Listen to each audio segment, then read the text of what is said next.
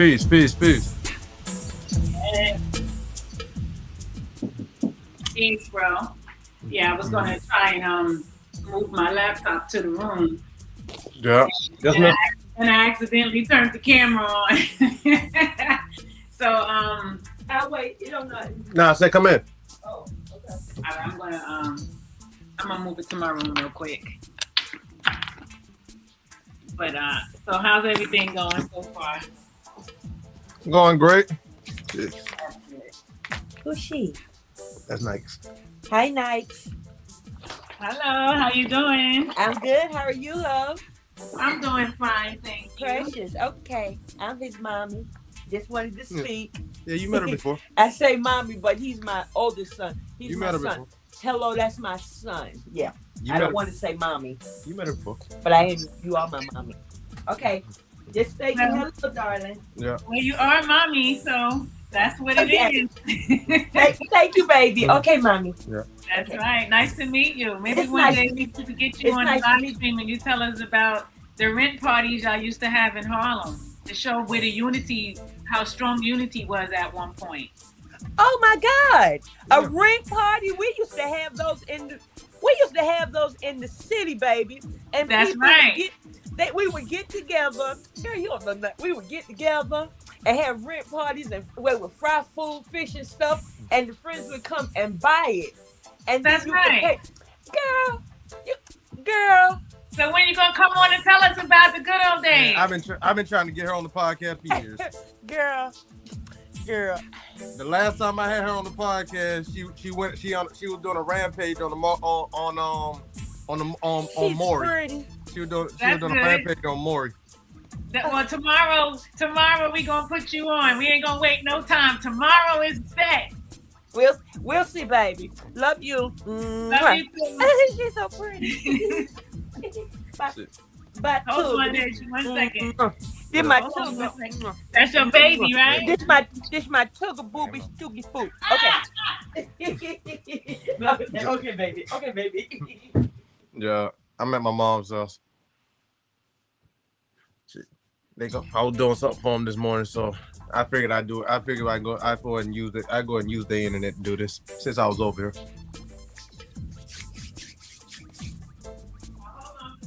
Hold on one second. Oh no, you good? I didn't know if he was talking to me or not. Oh no, I'm just talking in general. Oh, okay. I'm gonna come in my room so I can have. Can you hear me clear? Yes, ma'am. All right. Yeah. Oh, shit, my head.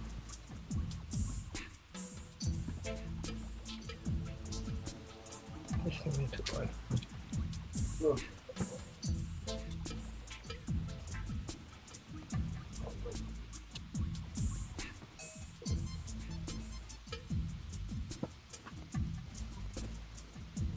shit, that's my head.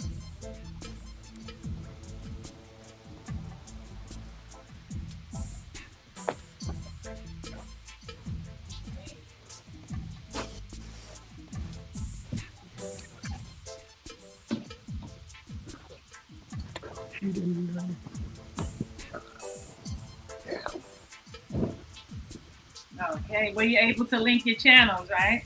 Mm-hmm. Okay. Trying to figure out what I did with my lighter. Trying to figure out what I did with my lighter. You did that last night, right? What? Lose my lighter? Yeah, you linked your channels in. Yeah. What the heck did I do with my lighter?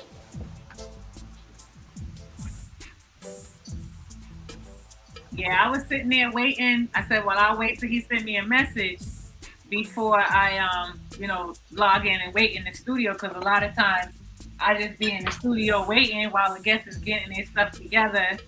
And I was like, instead of me doing that, I'll just wait till you say, hey, I'm ready. And then I'll come in. Yeah, I feel you. You didn't do it. So I'm like, okay. That's why I don't like logging in, because sometimes they don't show up, you know? Yeah, I feel you. Well, hell, I was sitting in the background chilling. Right. You was in backstage where you were Yeah, backstage, not background. I keep saying background, it's backstage. Oh, I didn't know. Sorry about that. Oh no, it's all good. I should have said to you, let me know, once you get backstage or whatever. Yeah. Because then I would have just been looking out for it.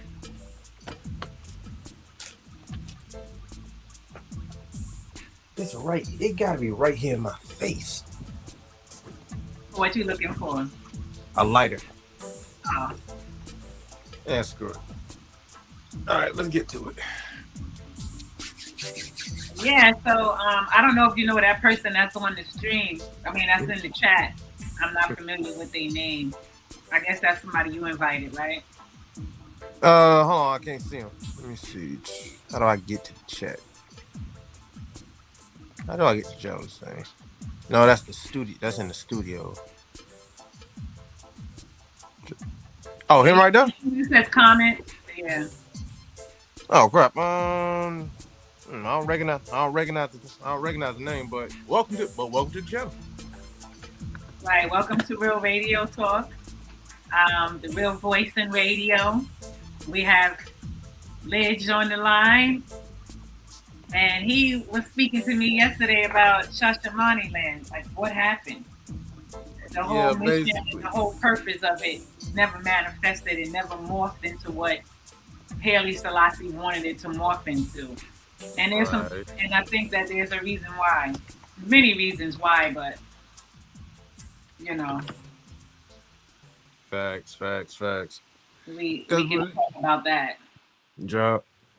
Cause really though, I was just kind of me and Congo was just kind of brainstorming about some things, and I brought it to the and I brought this and I brought this kind of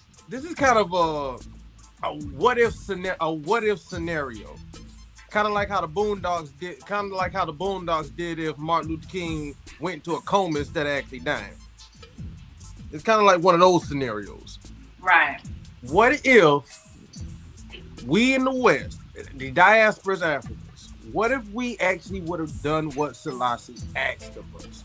We actually organized, centralized, no matter what our camps was, no matter we were Rasta or not. Let's say we all was actually organized over here in the West. And then when when he proclaimed Shashamane for us, all of us, not just Rastas, but all of us, professionals. We're talking about professionals because that's the first thing that ruined Shashamane. The fact that only a handful of us went over there and none of us had skills. They went over there just to be there. They were just going to be there. I don't even know they were trying to gain citizenship. They were just there. They just said, "Bubba, we're in the Holy Land, so this is where we're going to be." No ifs, no ands, no nothing. That's where our first mistakes was. We were supposed to be. We weren't just supposed to go over there and just sit there and just be like novelties to the state. We were supposed to come in as lawyers, doctors, professionals, military branches, technicians, all everyday laborers. Hell, I should have went over there at the time. If I was born around the time, I should have been over there. I'm a damn laborer. I do construction. I know how to do add-ons to houses and stuff like that. I can help build. I can go to a construction site and help out and just join in and help out. Those were the people who were supposed to go to Shashamane. Those were the people, the lawyers, the doctors, professionals, politicians, the ones who were at if we would have had our shit together and we sent those people over there, as well as everyday people who would just go over there and just go and join work. As I said, laborers. Matter of fact, that counts in the whole as laborers. People who do everyday jobs, not just people who do like construction and stuff, just heavy lifting, or just cleaning, or people who do cleaning, lawnmower service, farmers, labor workers, laborers, people who get their hands dirty. If we would have went over there and actually tried to blend and actually became part of the Ethiopian society, whether we would have assimilated into the Amhara or just been our own little separate group. The question is, would the Durga have taken over so easily? That is the question that is the first question I want to throw out in this scenario. Remember, this is within the scenario of we had our shit together over here in the West, and we came over to Ethiopia when Shashamane was presented to us, and we came over here as what we were supposed to be. Then the next part is,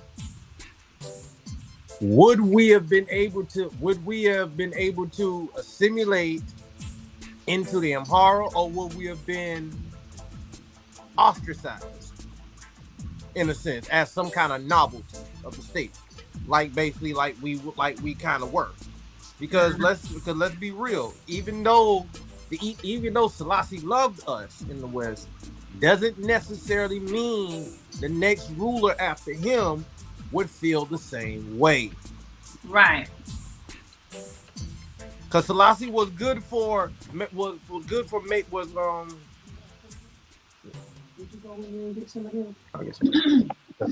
um we were good with Selassie was good for making or was good for making allies. He was good for that. He was real good at centralizing his allies. And even if he had a problem with you with the past, with your family in the past, he would have you marry into his family or have one of his granddaughters marry into your family as a way of saying, look, we family. You can't be fighting each other. We literally family now. You know what I mean? Selassie was an expert on that. So with us coming over here, let's say we came over as we were supposed to, as professionals, as a united front. Sooner or later, he would have tried to assimilate into the people who we figure as our heads. So like I said, we came over here as a unified unit. That means we have representation. We have a structural body structure. We have a head. We have people of command and next people under them, and then that help us migrate, that help us stay organized. We're an organized front. So So most likely, Selassie would have tried to, with us coming over in a drove and in a powerful sense that we should have been. Most likely, I could see Selassie trying to marry it, intermingle in certain Amhara people with certain higher ups in our hierarchy. You know what I mean? Would that secure us in future endeavors when Selassie is gone? Because even if we do marry, then we're still to the next person. We're still foreigners. Married in the night, are you just gonna be those? Because you know how royal politics go. If just because they're accepted into like court life, people still gonna talk behind their back. People still gonna form alliances against you, and still gonna see us just as these foreigners who just came in here. Never mind the fact that most Ethiopian tribes see the Amhara as foreigners as well. Right. So with that, these are foreigners bringing in more foreigners. See what I'm saying? And so would that have made it? Would that have either empowered the Durga with the fact that they brought in more people that they would consider foreigners, or would the fact that we came over here made a better difference in defending the crown? Right. Those are the 2 points of this scenario. Those are the 2 top questions of this scenario. Ooh, that was a mouthful, wasn't it? But yeah, exactly. So what do you think is the proper solution?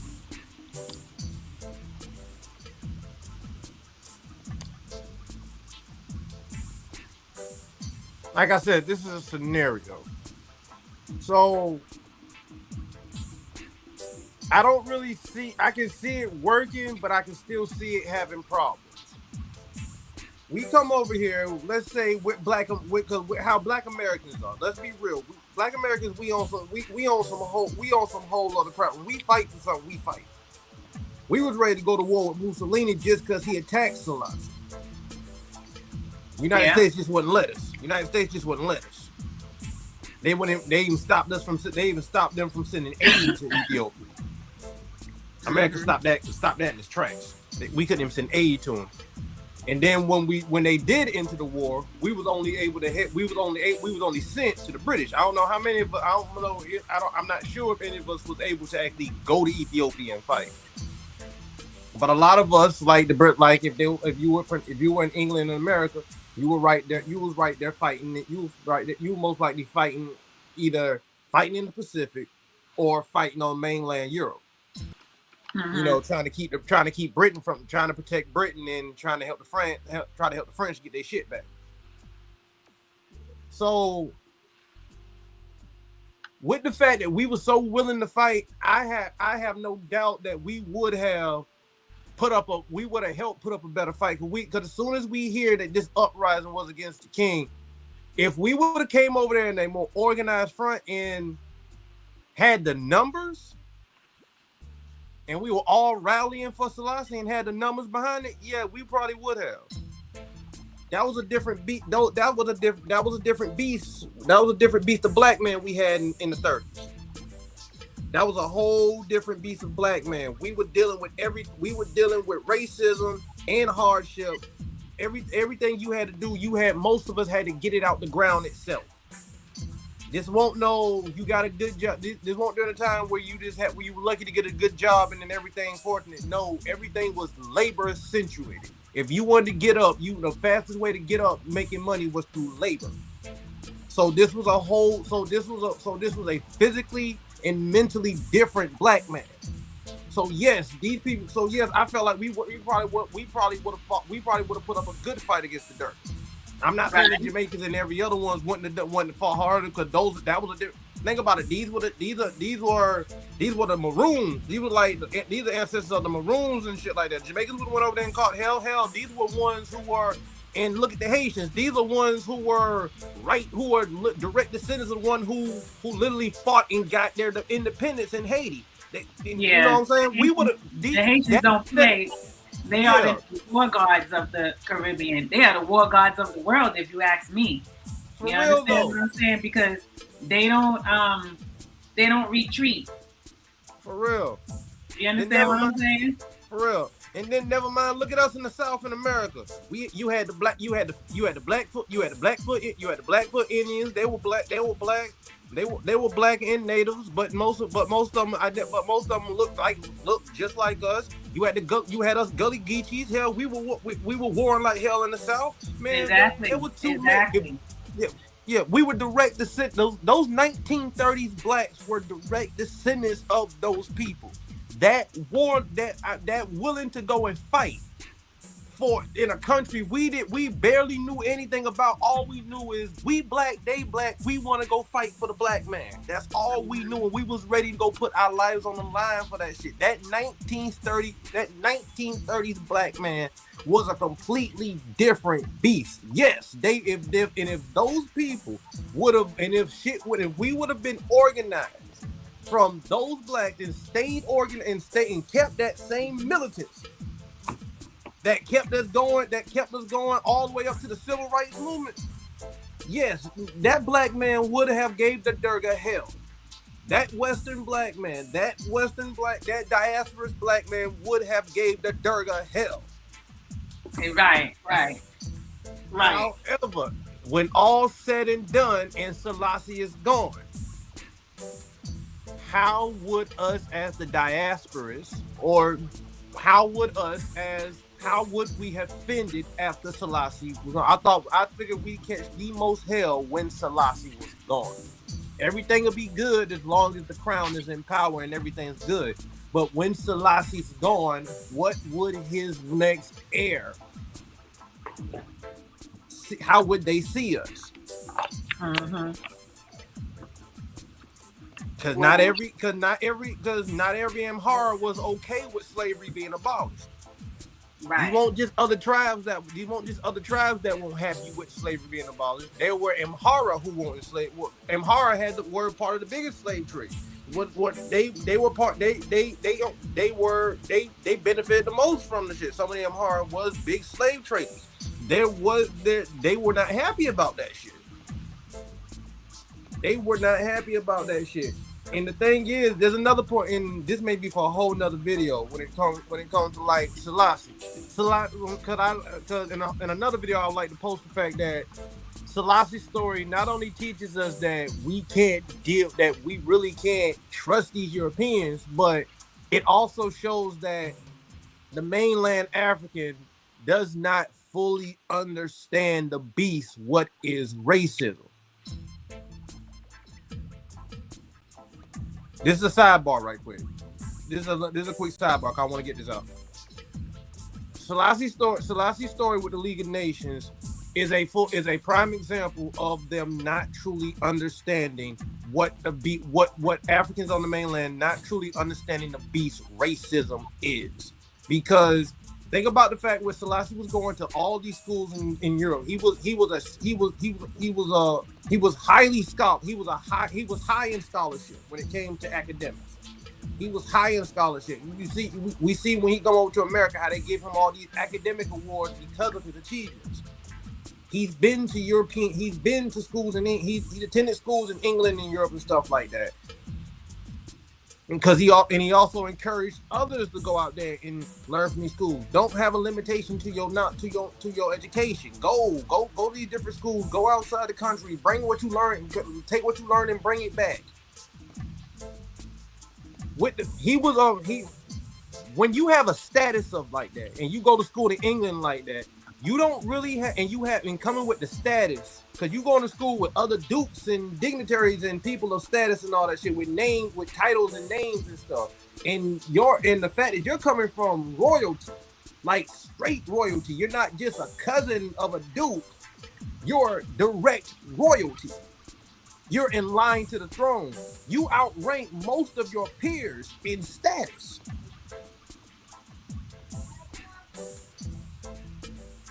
Right.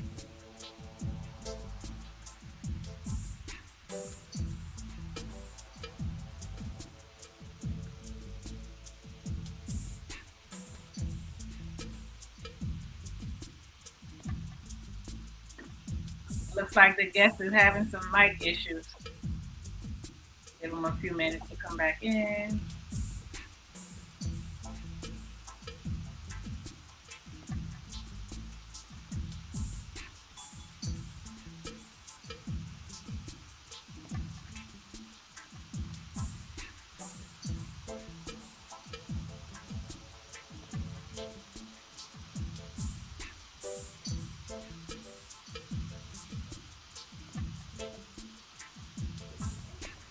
My bad, Pops needed help move. All right, now where was I? Oh yeah, with the fact that Selassie would outrank most of his peers in status and shit. He outranked most of his peers. So, and in England, there was no segregation. There wasn't no segregation in most European settings. Sure, there was little racism. Sure, there was racism, especially in Britain. There was racism. There was a lot of racism that was like underlying racism and stuff like that. There was a lot of that shit. Nothing, not to the same degree as us over here, but there was underlying racism over there. But they didn't have to go through segregation. And when you're of a higher status than most of your peers who are cousins of dukes and duchesses and all that stuff, and you outrank those people, you're not gonna face any racism. Hell no, because they gotta bow to you. They gotta bow to you in status. Right. England understood status, so it didn't matter what about your race and all that shit. Because if you had status, that shit was all that. Your race trumped all that.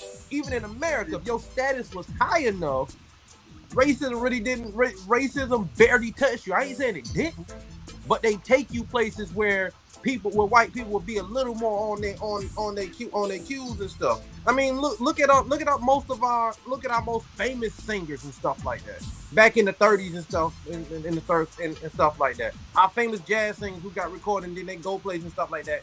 They didn't have. There was certain Ray Charles in certain degrees. Ray Charles, the fact that Ray Charles Ray Charles had the ability to break that color barrier, because all he had to do was just say no, we ain't gonna segregate, we ain't gonna keep the group segregated no more. When you have that, look at Sam Cooke. Sam Cooke could break the color barrier like hell. Sam Cooke broke the color barrier like a motherfucker because his status made all that shit go out the window. His status, that is black excellence. We talk about Beyonce and Jay-Z. No, Sam Cooke was black excellence. Damn that shit. We truly don't understand the beast that Sam Cooke was. But I'm getting too far too off topic. Well, you can give people an idea of who he is, because I'm sure a lot of people just heard that name for the first time. Oh, Sam Cooke. Mm-hmm.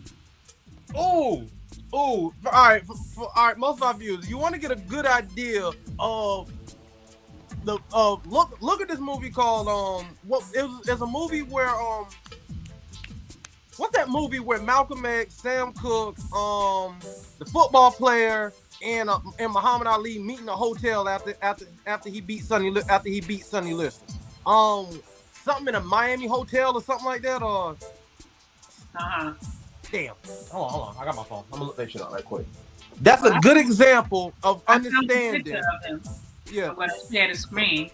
Yeah. So people can see what he looked like. So that's Sam Cooke right there. Yeah.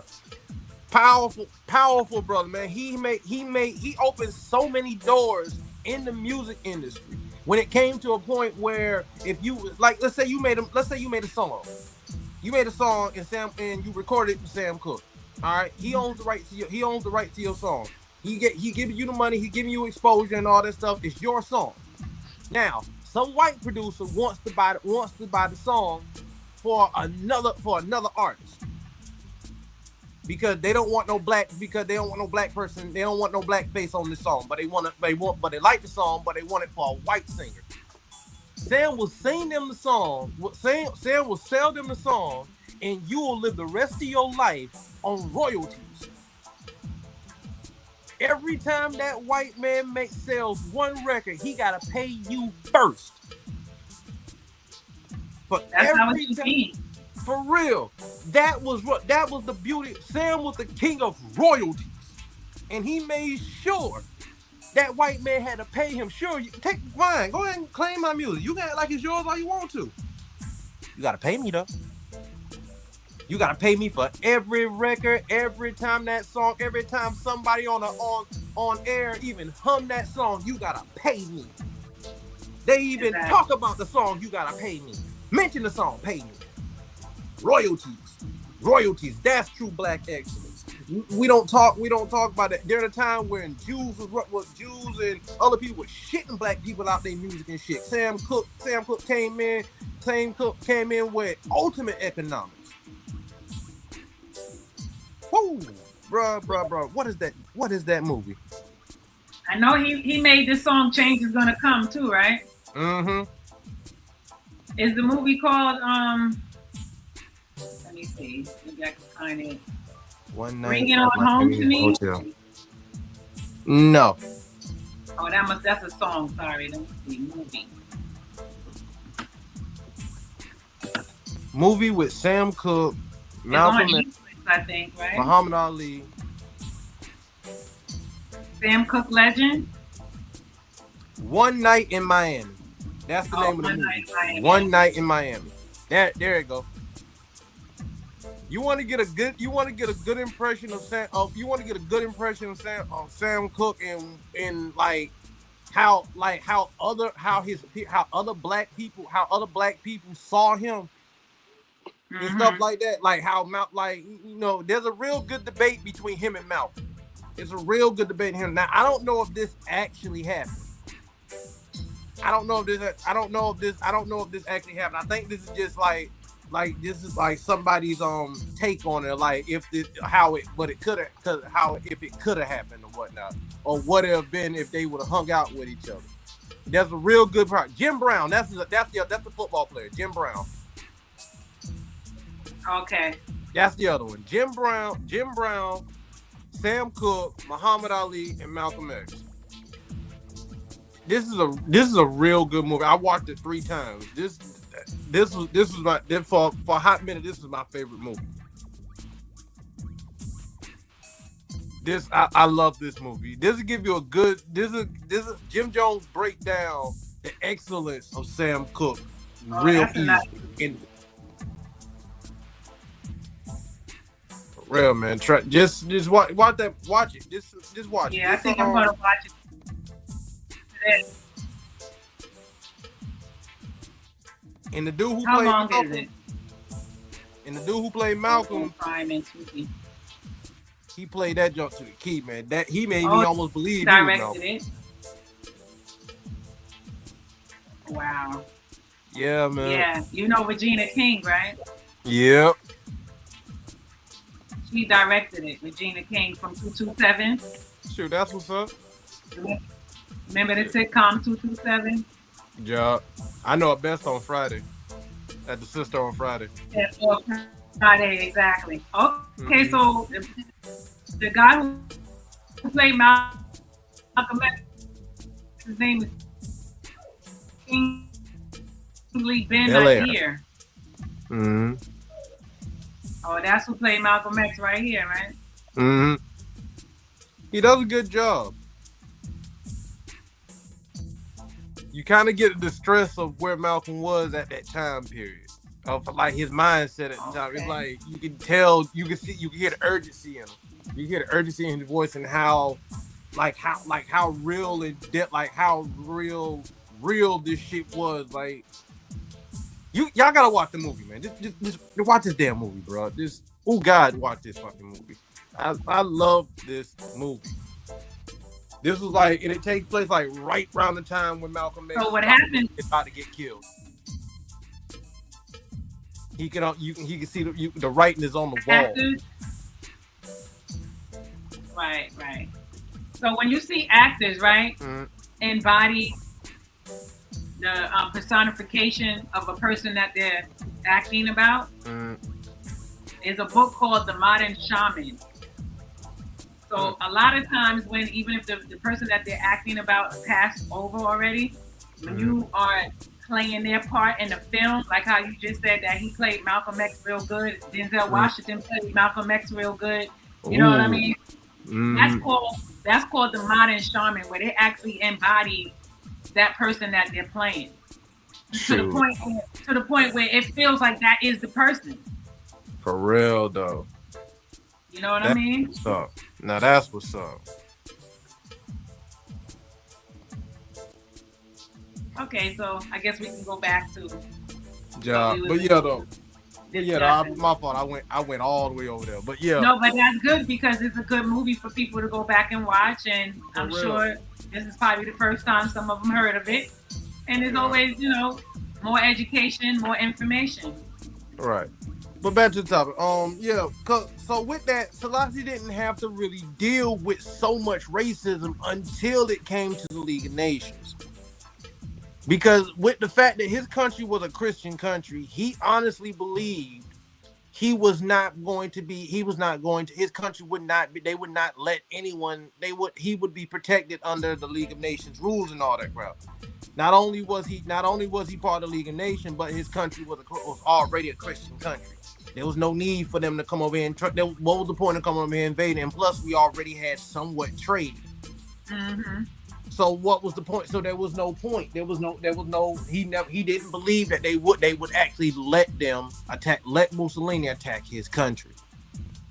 Then when he realized that, that's when it really hit him that it didn't matter. Your status did not matter. Even your status didn't matter when it came down to it. We white. We white. We don't give a damn about your ass. Let them take the little nigga's country. That's when with that realization came the famous speech at the League of Nations. Because no one can't look at that speech and tell me that speech is not about racism. Exactly. You cannot look at that speech and tell me it was not about racism. Right. That experience woke Selassie up, and it should have woke a lot of other Africans up too. And tell you the truth, it did. I think that's why the African Union was created, because that stuff, it woke a lot of people up, that it didn't matter how you dealt with these people, or how you did shit with these people, or what kind of deals you make with these people. They are going to shit you if it benefits them. Yeah. And you're not one of them. Shit. Look at Godfather in Harlem. See how Bumpy Johnson was literally like rubbing shoulders with one of the most powerful figures in the mob family. Yet, whenever it was convenient, they was ready to the whole council was ready to turn on him and throw that nigga out there. And if one of them decided to betray him, One of them decided to just say, bump it. We gonna take his crap. The other family members is not gonna do that because it's not good business. They have longer ties with these other mob families than this other member of a mob family who is part of them and part of their society than this random ass nigga who we can easily just replace. Mm-hmm. You know what I'm saying? Either get down or lay down, and we're not going to interfere because it's gonna fuck up our business. We can't let it fuck up our business. So same, that's exactly what happened with Selassie. Hey man, we couldn't help, but if we go over there, it's gonna fuck up our shit. It's gonna fuck up our shit. It's gonna fuck up any business we had with Italy. Fuck up any kind of peace we had with Hitler over there, because that's Hitler's boy. So if we fuck with him, we gotta fuck with him. That's just bad business. I mean, hell, we just had the Olympics over there, man. We can't be over there causing trouble. We trying to have the Olympics over there. Calm down. You know what? Just go ahead and just take this little nigga shit. Love it, man. I want to have the Olympics over there again.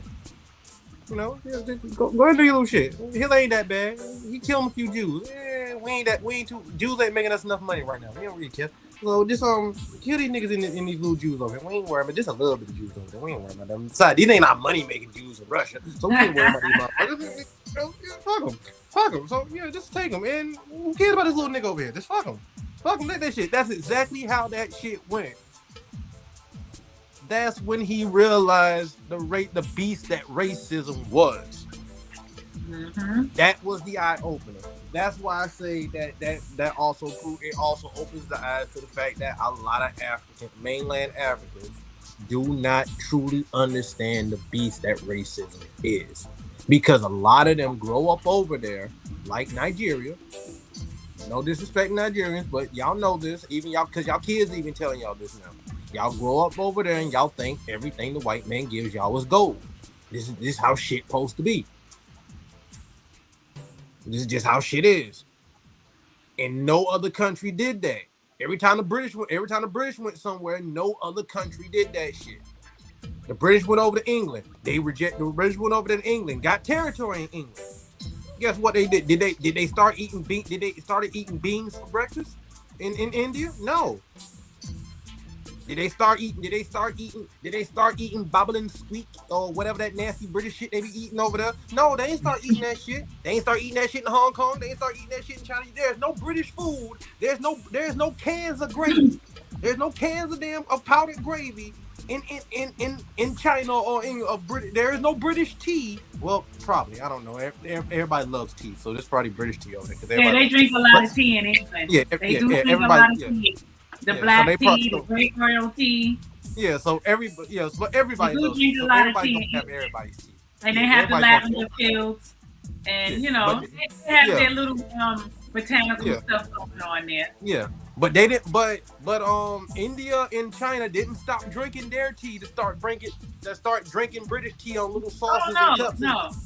No, they didn't stop doing that shit. They didn't stop doing that shit. Not. But look at all these places that was colonized in Africa look at all these places that were colonized by the British. They sipping tea. They have tea time. They have all this shit. They do all the shit that they colonizers did. Then they come over to America. And they come over to America and acting like they just like them proper like the British and all that shit. These niggas are lazy. These niggas are lazy. I don't want to mess with these motherfuckers and all this shit. But yeah, that's how it is. But I'm getting off subject. The point being, mainland Africans don't truly, until they start coming over here and dealing with us, they don't truly understand the beast, what is racism. So that brings us back to the thing with Ethiopian. What brings us back to Ethiopia and the diasporas who are either their own people in Africa after the Derg. Let's say we beat the Derga. Let's say we beat back the Derga. The Derga did not take over control. Selassie is still in power. Now Selassie dies of natural causes. There's no mystery. There's no 6 or 7 funerals. There's no bones in a cave somewhere. There's no man in the mountain that looks suspiciously too much like Selassie. Called Abacadus, just sitting up there just chilling. Let's just say he died of his man. But he looks too much like Selassie. But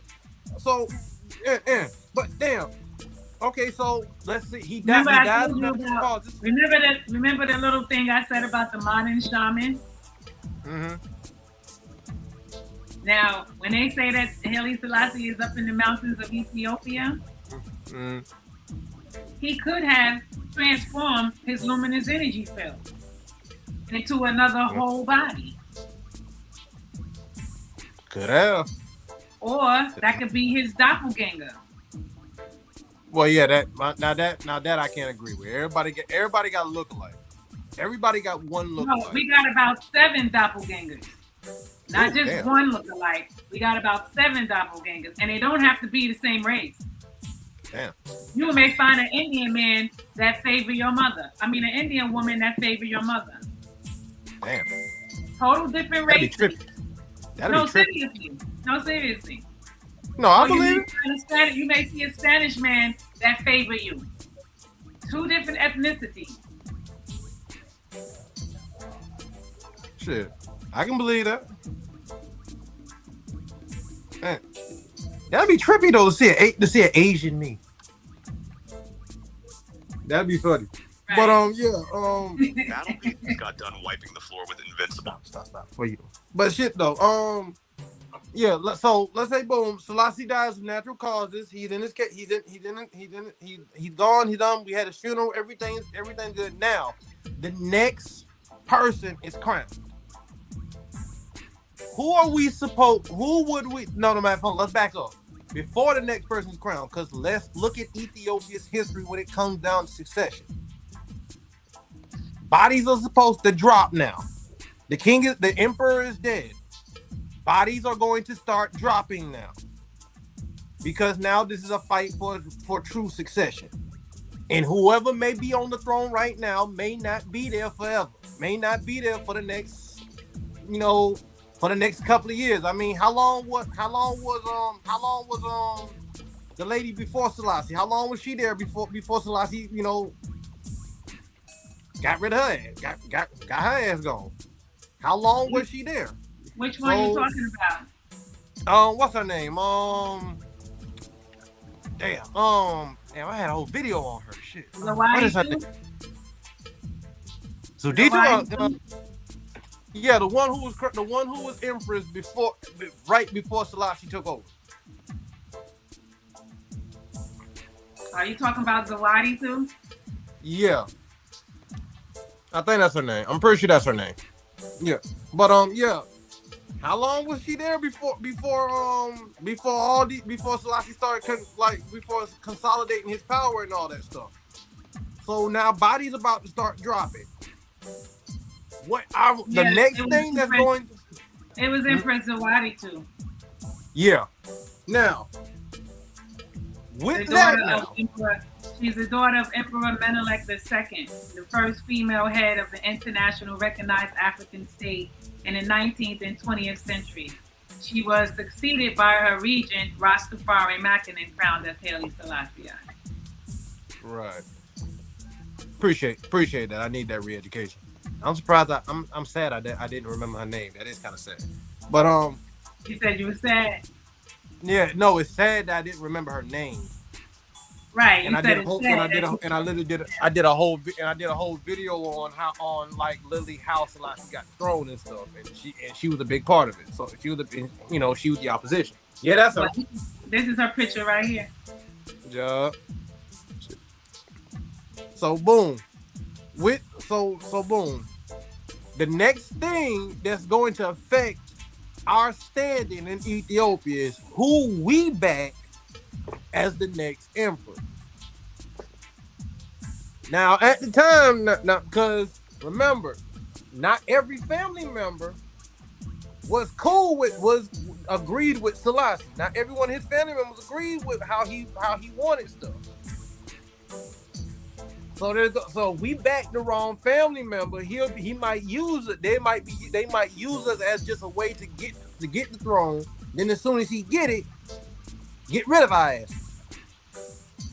We could easily be manipulated by the ruling body, by the next ruling bodies. Because let's be real, because I don't know I'm not sure who would have been the next person to actually take the throne through right of succession. If let's say the Durgan never took over, who was supposed to be the next ruler? And what would he and how did he feel about the Rastafari? Because if they don't like us, or if they don't want anything to do with us, we can be easily used as a manipulation tool. Then thrown to the side as cannon fodder to show that the other royal families that okay, we can be used as an example for him to consolidate his power. Like, okay, we're gonna get rid of these foreign people and make so that only Ethiopians be able to benefit from Ethiopian resources, i.e., look at us foreigners. Mm-hmm. So we could be easily tossed out like that, right? Just by backing the wrong faction. Because as much fighters as we were, we weren't really that political until the civil rights movement. No, let me take that back. We were political before during the time, after the civil, I feel like we were more political as a people in America, like right after slavery and before Jim Crow, and all the way up to the civil rights movement was where we was at our most political, powerful, political. We had the most power politically because we understood to a certain we had a better understanding of politics at the time. Because look at Martin Luther King. He understood fighting them was not fighting against these, physically going out there and fighting them was only going to bring peace for so long. But it still kept us from getting the opportunities and the resources that we needed. So what he did was he used the power of boycott. That is the glory of Martin Luther King Jr. He fucked with white people's money. Since y'all gonna take our taxes, and don't do anything for our neighborhoods and only uplift these white only neighborhoods, then fine. We gonna start going to these schools. We gonna start going to these white schools. We gonna start going to these other places. And y'all don't want us there, fine. Then fine. Use y'all damn taxes to use our tax money to build up our neighborhoods. This is why after the civil rights movement, we had all these black neighborhoods. This is why in the 60s and the 70s, black people had all these good jobs and we had all these stores and all this stuff like that. That was because of the boycott. That was because of all the boycotting Martin Luther King did. He fucked white people with white people in a place harder than most a bullet could ever penetrate. He hit them in the wallet. Right. He hit them where it hurts. It hurts the most. They wallets. We can fight them all day. We can fight them all day, but all we gonna get is just peace. After a while, it's only gonna get us but so far. He knew to hit them in their wallets. On top of their own, as well as hit them on their face, you had to hit them in their wallets. Malcolm was hitting them in the face. Martin was hitting them in the wallet. That combined effort itself won the civil rights movement. We just didn't keep the momentum up. We didn't keep the momentum going. Exactly. We got comfortable. We got comfortable in Babylon. Mm-hmm. But yeah, back to what I was saying.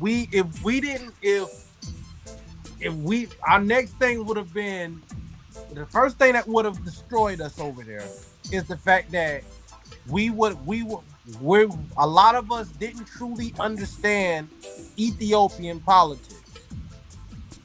We understood our politics, but we didn't truly understand Ethiopian politics. And let's say around the time when a lot of Africans are coming over there, well, a lot of blacks are now coming over there, and now we're coming over there in droves because we done set ourselves up. We done set ourselves up.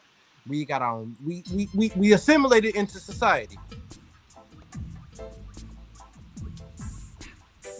It's going with us backing the wrong person. That's going to be the first thing that destroys is the fact we back the wrong faction. We don't truly understand the politics here. We don't understand, and we didn't truly understand that just because we all see each other as black people doesn't mean they all see each other as the same people. We see each other that way because we're in another man's country. So all we have is each other. They're in their country. They have long standing feuds. Long standing feuds. Things that can't just be rebuilt. That just can't be rebuilt just by sitting down and talking to and trying to do business with each other. There are feuds. And there are feuds with certain regions and stuff that goes on for years. That goes on like for like millennials and shit. Like not millennials, for like decades and shit. And they all aren't gonna just see us when we come over there and be like, well, look at these. Well, you know what? Since they came over here, we're all just going to be all Ethiopians now. No, we're playing on resources now. There's no expense. And as far as I know, there was no talk during Selassie's reign of expansion, because that mean expanding into other African territories. But so what made you do a presentation on Zawadi and the overthrow of Haile Selassie? What made you do a presentation on that? No, I didn't do a presentation on Selassie being overthrown, about how Selassie came to power. Well, overthrowing Zawadi too, I mean. Yeah. It was just a more, because I wanted there to be a more I wanted people to understand that it was during the time where I wanted people to see Selassie in a realistic sense. He's a ruler. Because a lot of us get in debates with people, and then they're able to shut us up as soon as they attack Selassie's character, because we see Selassie as this holy benevolent being. Rasta see Selassie, let's say as a whole, we see Selassie as this holy being who can't do anything wrong. So when we hear things, so when someone throws in our face that he did that, he had his son, he did this and did that, type shit, where it kind of hurt, where it kind of gets us to shut up. It's like, nah, we gotta understand, this is an emperor, this is a ruler, this is a king, this is a whole nother beast. People don't watch Game of Thrones. When you are in power, there's no way you can stay in power and rule a country and not have blood on your hands. You're gonna have to do some things, you're gonna have to do some shit that most people are gonna look at you and be like, damn, man, that's kind of ruthless. But hell, if you didn't, it would have been done to your ass. And these by your own family members. The cousin you grew up with, having fun playing the sandbox all the whole time. Soon as it's time for a position to come, this nigga sent somebody to poison your damn wine. What kind of shit is that? Because he want the same position. And y'all family. You want to know something? Blood related. And it's like, you don't understand that shit. You want to know how delusional it gets? Because there's an elder Bobo. A few elder Bobos were saying that, Selassie never shoots a gun. He never deal with violence. But when you watch the Italy war crimes, right? When you watch the actual footage of Haile Selassie shooting airplanes out of the sky. Damn right. That shit look dope to me. That's what I'm saying. But that part, man. No disrespect to the elder, but that's kind of pussy shit, man. The fuck? It just seems like that part of his life. But check it out. It seems like that part of his life they seem to not see that. The blindfolds is on when you get to that part of his life. Or they say that's not true, it didn't happen. That's fake. Well, back in those times, you couldn't fake a footage. You couldn't really fake a footage. Footages now. You understand what I'm saying? Like now we can use AI, we can do animation and make stuff look fake, make it look real when it's not. All of that good stuff. When he was on that battlefield fighting and shooting them planes off the ground, that was 100% real. Well, I love that picture, man. I love that picture of him holding that damn rail gun, man. I love that shit. And I'm not even talking about the picture. There's an actual video footage. He was being recorded when he shot the plane out of the sky. Oh, I want that shit. Boy, man, we got a warrior, man. We got a warrior king, man. That's dope, man. We got a warrior king. I'm talking about videos. That's dope. See what I'm saying? And I'm saying that the video. So what I'm saying is that the video can't be AI. It can't be manipulated because back in those times they didn't have that high technology like that. And if they did, they sure wasn't using it that day when they recorded him shooting that plane out of the sky. You can look at that and tell that's real. This is real reality, real life happening right before our eyes. And you got delusional minds saying that's not real, or it didn't happen, or they just didn't know that ever happened, so they say he never did. Ethiopian rulers were soldiers. They didn't get to positions like that just because they daddy gave them the position. No, they had to fight. There were wars. They had to win those titles. Shit, you think this nigga should never shot a gun? Man, please. Selassie's killed people, man. That's what you have to do. You are royalty. There are warring factions in Ethiopia. You got to keep these people in bounds. Ethiopia is not going to let you run a country. No ruler in Ethiopia is going to bow to you and call you emperor if you're not willing to fight. And if you have not fight, no one's going to think about it. Now look at all these movies. Look at all these movies that most people watch and shit when it comes down to royalty and stuff like that. The ones they never backed are the potential people who've never been on the battlefield. Right. They'll be the first ones they question. The ones that never been on the battlefield. How the heck? How I'm gonna see him as my king and he never shed blood. And he never shed blood for me. Yeah, I've never seen him on the front. I've never seen him out there on the battlefield fighting with people. I never seen him over there talking war strategies and shit. I ain't see him over there loading up his right, getting shot at. Who is this dude? Who is this guy? Who is this pampered ruler sitting down? Who is this pampered ruler sitting down somewhere, getting pampered, getting his nails done and all this fussy European bullshit? These European rulers sitting there getting their nails on, all these females around them. They just as soft as the females and shit. And they little hands like you see who ever seen that Shaka Zulu movie when they sing? Who ever seen that Shaka Zulu movie where they first talk to the British ruler and shit, and that motherfucker just so frisky and probably got all these females around him. He just as soft as the females. Someone constantly try to powder his face. He going, that's him on the hand like, no, stop that. No, stop that. What these soft ass damn rulers, man? No, Ethiopia don't have no soft ass rulers. Africa don't have no soft ass rulers. No. These are warriors. These are pure warriors. They learn to fight at an early age, cause they because they know the same person they training with might be the same person that put a gun that put a knife to their damn throat. Man, no. This is why I say I would never want to be royalty. Because you got money and status and everybody, kiss your ass and all that shit, that don't mean that shit is not going to protect you. Just because you happen to be somebody's son who happened to be in line for this position.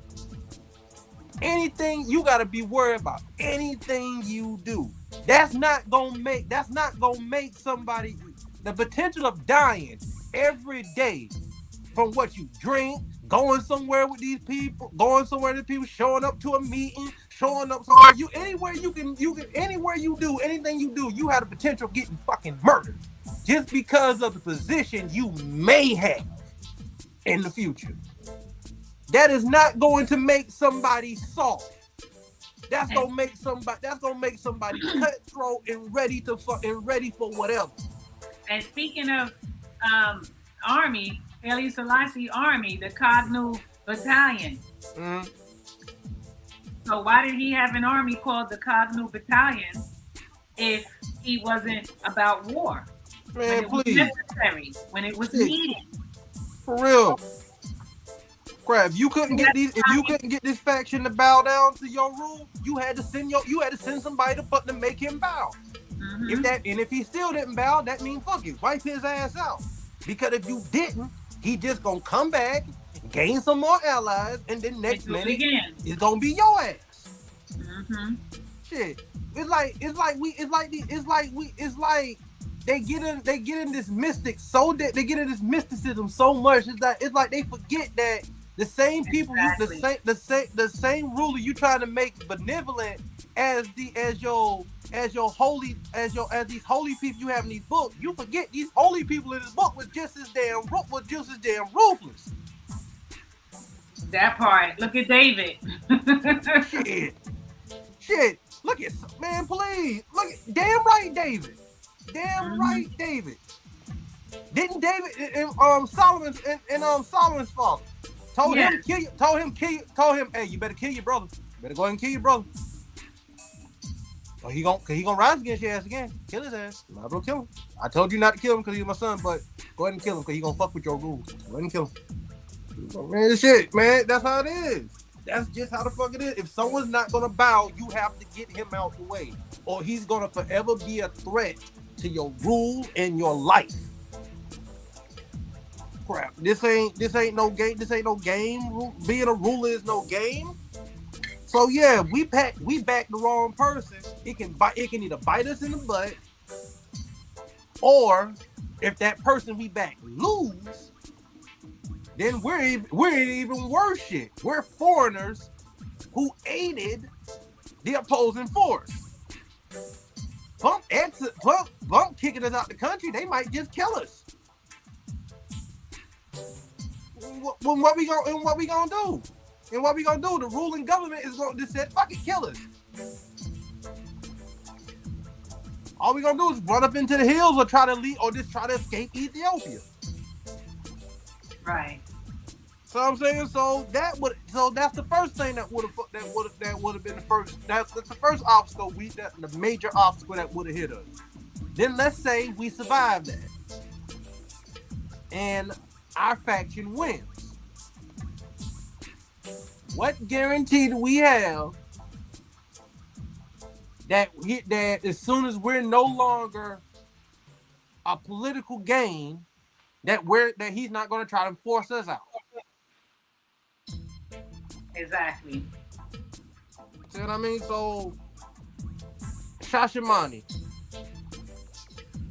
I just don't see, even if we would have got our shit together, shit still wouldn't have been milk and honey.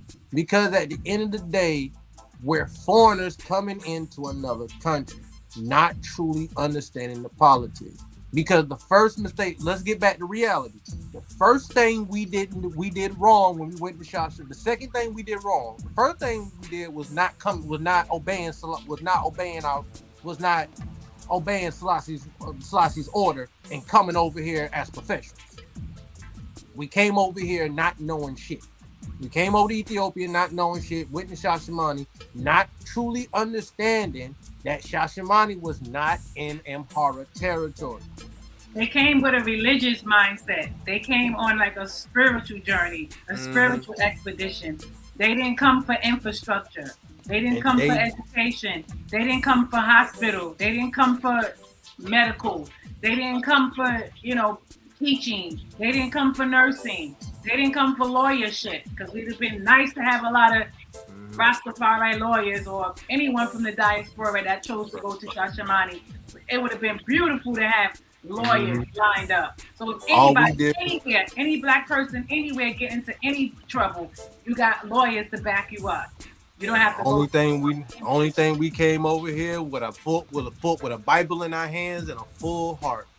They didn't even come with farming tools, so you can till the land and grow your own food. Grow your own coffee, grow your own grains, grow your own fruits and vegetables, and you can do import and export. Jah will provide. Jah will provide. Yeah, but you got to put your hands in it and action in it. We need tangible. No. That's why I go to church every day. Jah survives. Jah will provide. I put my tithes in church every day. Jah will provide. Jah will provide. That's their mindset. That's the mindset they came with. You get what you put out then. You get what you put out. You put out nothing, you get nothing. You put out something, you get something. So you get what you put out then. It's no complaining anymore. You can't complain and blame nobody but oneself. Facts. Because a lot of them flopped over there and they just went into an individual mindset. It wasn't communal, it wasn't unity, it wasn't about the community. It was about me going and getting me established. Never mind the fact that you just became another resource on that community. You just became another resource on that community. You are now another mouth to feed at the market. You are now another competitor at the market. You're another person who may buy that last bag of spice that could have went them. You're not bringing anything. You're taking from the community. You're not bringing anything to the community. Just a bunch of weed, just a bunch of ganja smoke and loud ass music at night, and loud ass beat drumming at night. No disrespect. The horrible stories that I hear going on there, people jumping out of the bushes to rob you, they pedophiling, molesting little girls. It's ugly. They took the same European ways from America or the Caribbean or wherever they was from in the diaspora and brought it right back home. And you think those motherfuckers gonna like that? And you think the people gonna respect you for that shit? You think they gonna respect you for that shit? They just gonna see you as a burden on their community, man. So they gonna get that. That is the next worst thing that's the next thing we did wrong. Not understanding the fact that we're foreigners and the fact that we were representing something that the people in that area were not very happy with. They were not happy with Selassie, and then here come these people over here just doing nothing. They're not helping, they're not doing anything, they're not contributing to the community, man. Fuck this. Then we get mad because now the ruling government is giving them the okay. It's basically turning their heads and just let them just do what they want to do. They're coming there with bulldozers and trying to take their 500 acres back. Shit. We ain't doing shit with it. Of course they can take it back. We ain't doing shit with it. There's only a handful of us over there. And this shit.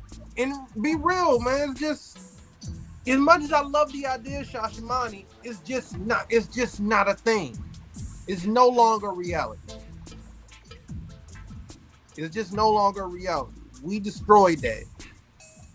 Same thing in Scott's Pass when Rita Marley took her piece of land back. 33 plus years and nothing. No farming, no infrastructure, no hospital, no clinics, nothing for the elderly, no day center, no daycare center, no nothing.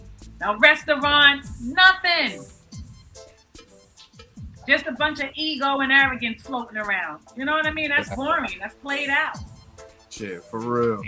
Rasta have presented itself to the point where it's played out. It's not intriguing anymore.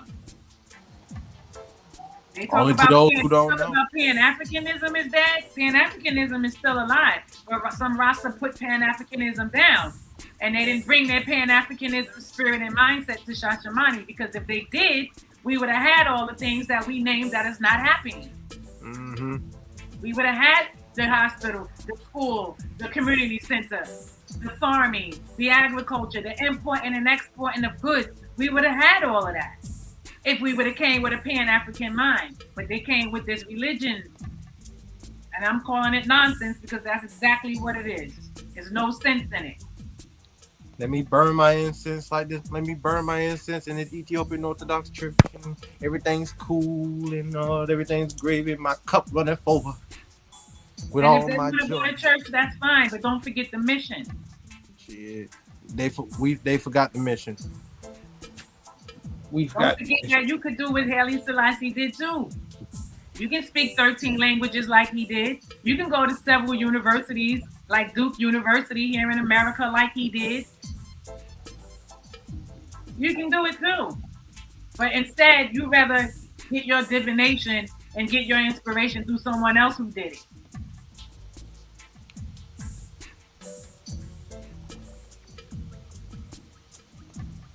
For real though, man. But facts.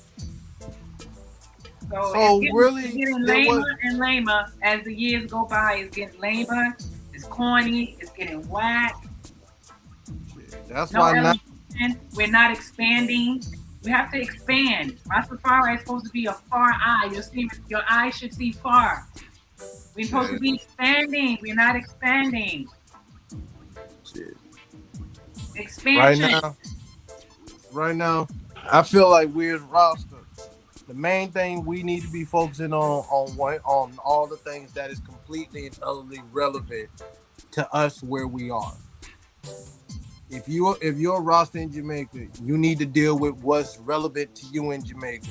You're a roster wherever, you need to focus on what's relevant to you where you are. Because once we get ourselves straight where we are, then we can come together and get ourselves and go help other people get their shit straight. It's kind of hard for the Jamaican roster to expand like that because they think Rasta only belongs to them. Most of them, not all of them. I said most.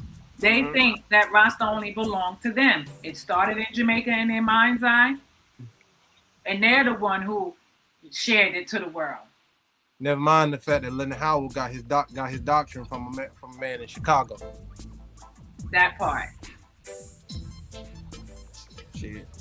All this stuff. You're operating on an ego and a very aggressive ego at that, because Jamaicans can be very aggressive, and that's probably why a lot of things don't go on for them that could go on for them, because their aggression is detrimental. It's not a positive aggression. It's a negative aggression because you're trying to be in the forefront. You're trying to be better. You're trying to own, only you could own it. And I see it, it's not even just in Rastafari, it's in the ecosystem too. As soon as brothers and sisters start getting into that channel of spirituality, they think that the ancestors only talk to them.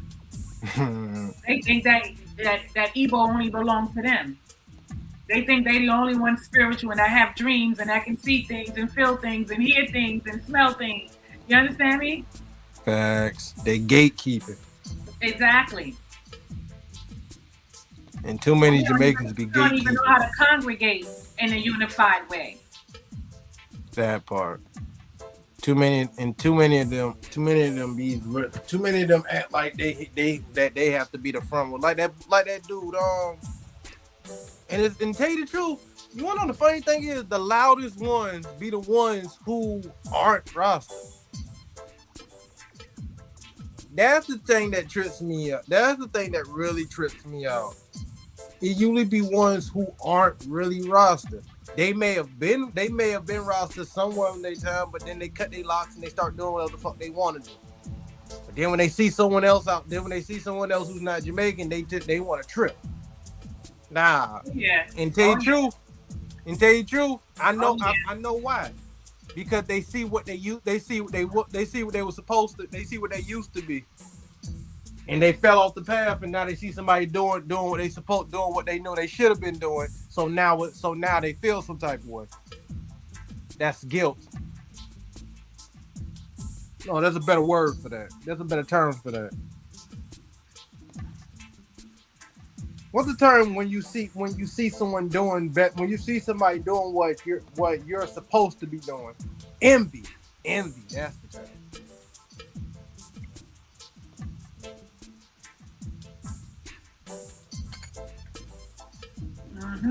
Cause I never see them. Cause tell you the truth, where's that? And where does that aggression go when they see white rosters? When they see what? When they see white rosters, where does all that aggression go? Because I don't see anybody giving white rosters that type of hell. And when they do, it don't get nowhere because the white roster gonna still do what he gonna do. We don't even have power and control over this movement because we don't allow them in. They can't say nothing because they the same ones that allowed them in. We don't have nothing of our own. We're always bringing in other people. Facts. There's And nothing then we will go to Haile Selassie's speech when he started talking about, that speech that he said in Geneva, Switzerland. So they'll use that as an excuse, to justify why they could be a white roster. Shit. So I ain't think about it nowhere because we sell out our own. Facts. We sell out what belongs to us to keep us whole and keep us unified. We sell it out. Shit. And I know people that might be listening to this or will listen to this. They're not they probably feel some type of stuff I said, but I said what I said, and I'm not taking it back. They'll be all right. If they don't like what you say, let them prove. Then tell them to prove you wrong. And that Do part, differently. Do differently. Show me where Shashamane is thriving like a new Wakanda. Show me where Shashamane is thriving like Dubai right now. Shashamane should look like Dubai right now. For real. Bobo Hill in Jamaica should look like Dubai right now. They should have solar power, wind power, irrigation systems, everything. They shouldn't be stealing lights. That's another thing I want to ask. Be stealing electricity. Not in we the need to get a Bobo. 21st century, you stealing electricity? Come on we now. Need a Bobo. We need to get another Bobo on there because I want to ask what happened to what happened to our lawyers and doctors and nurses and stuff that we were supposed to have? Because that was supposed to be from the Bobo house. That's what Emmanuel said. He wanted 7 lawyer priests. Why do you think he wanted 7 lawyer priests?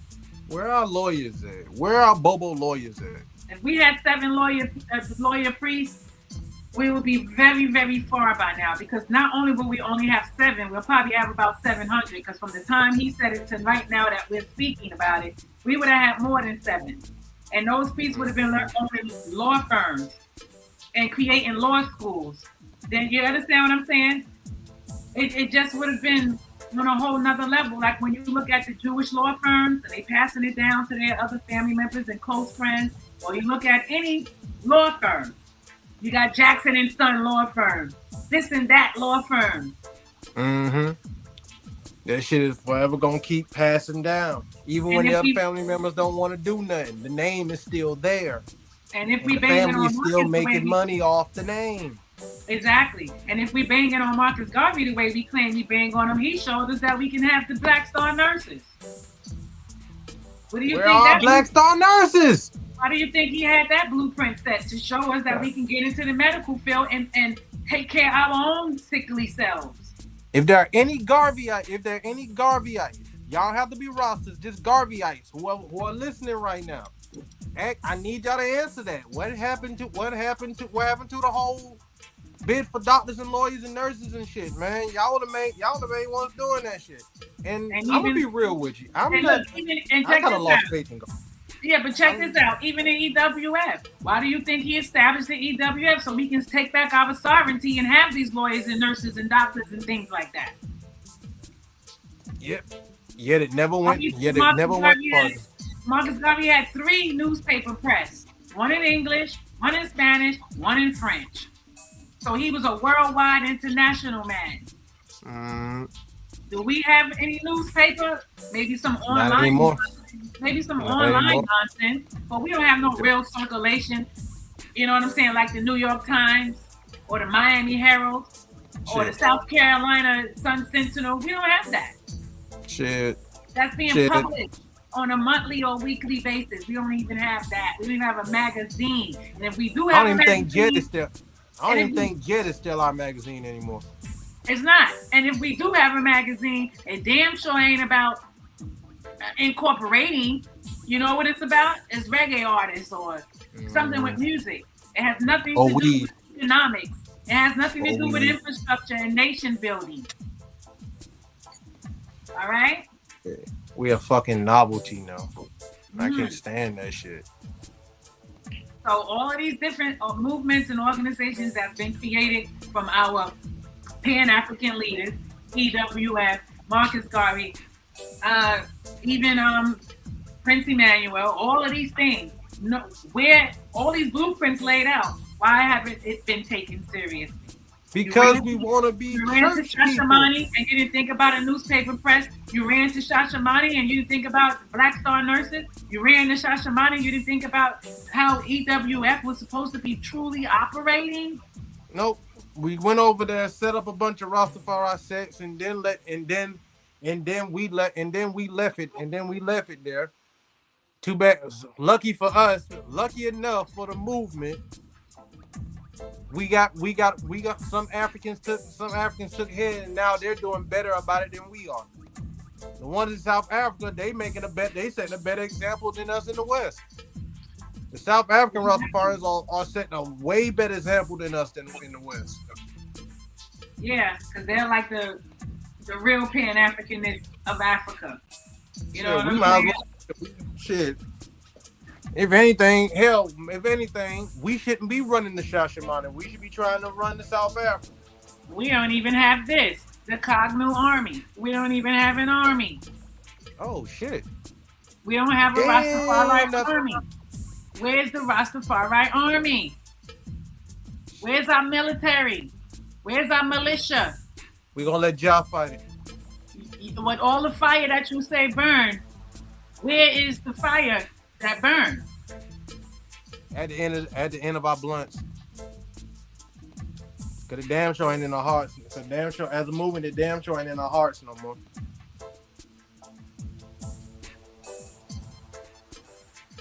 Shit, No. damn show ain't in our hearts no more.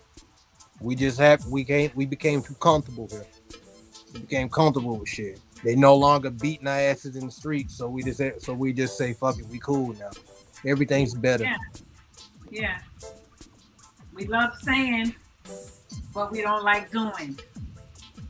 And I'm just tired of talking. We've been talking for 500 plus years. All right? The omnipotent creator have sent many blueprints for us. And we can't even get the 7 lawyer priest. Where's the 7 lawyer priest at? Come on now. Hey, question. Who is the Where head is of the Bobo 7 lawyer priest? I know people right now that need representation.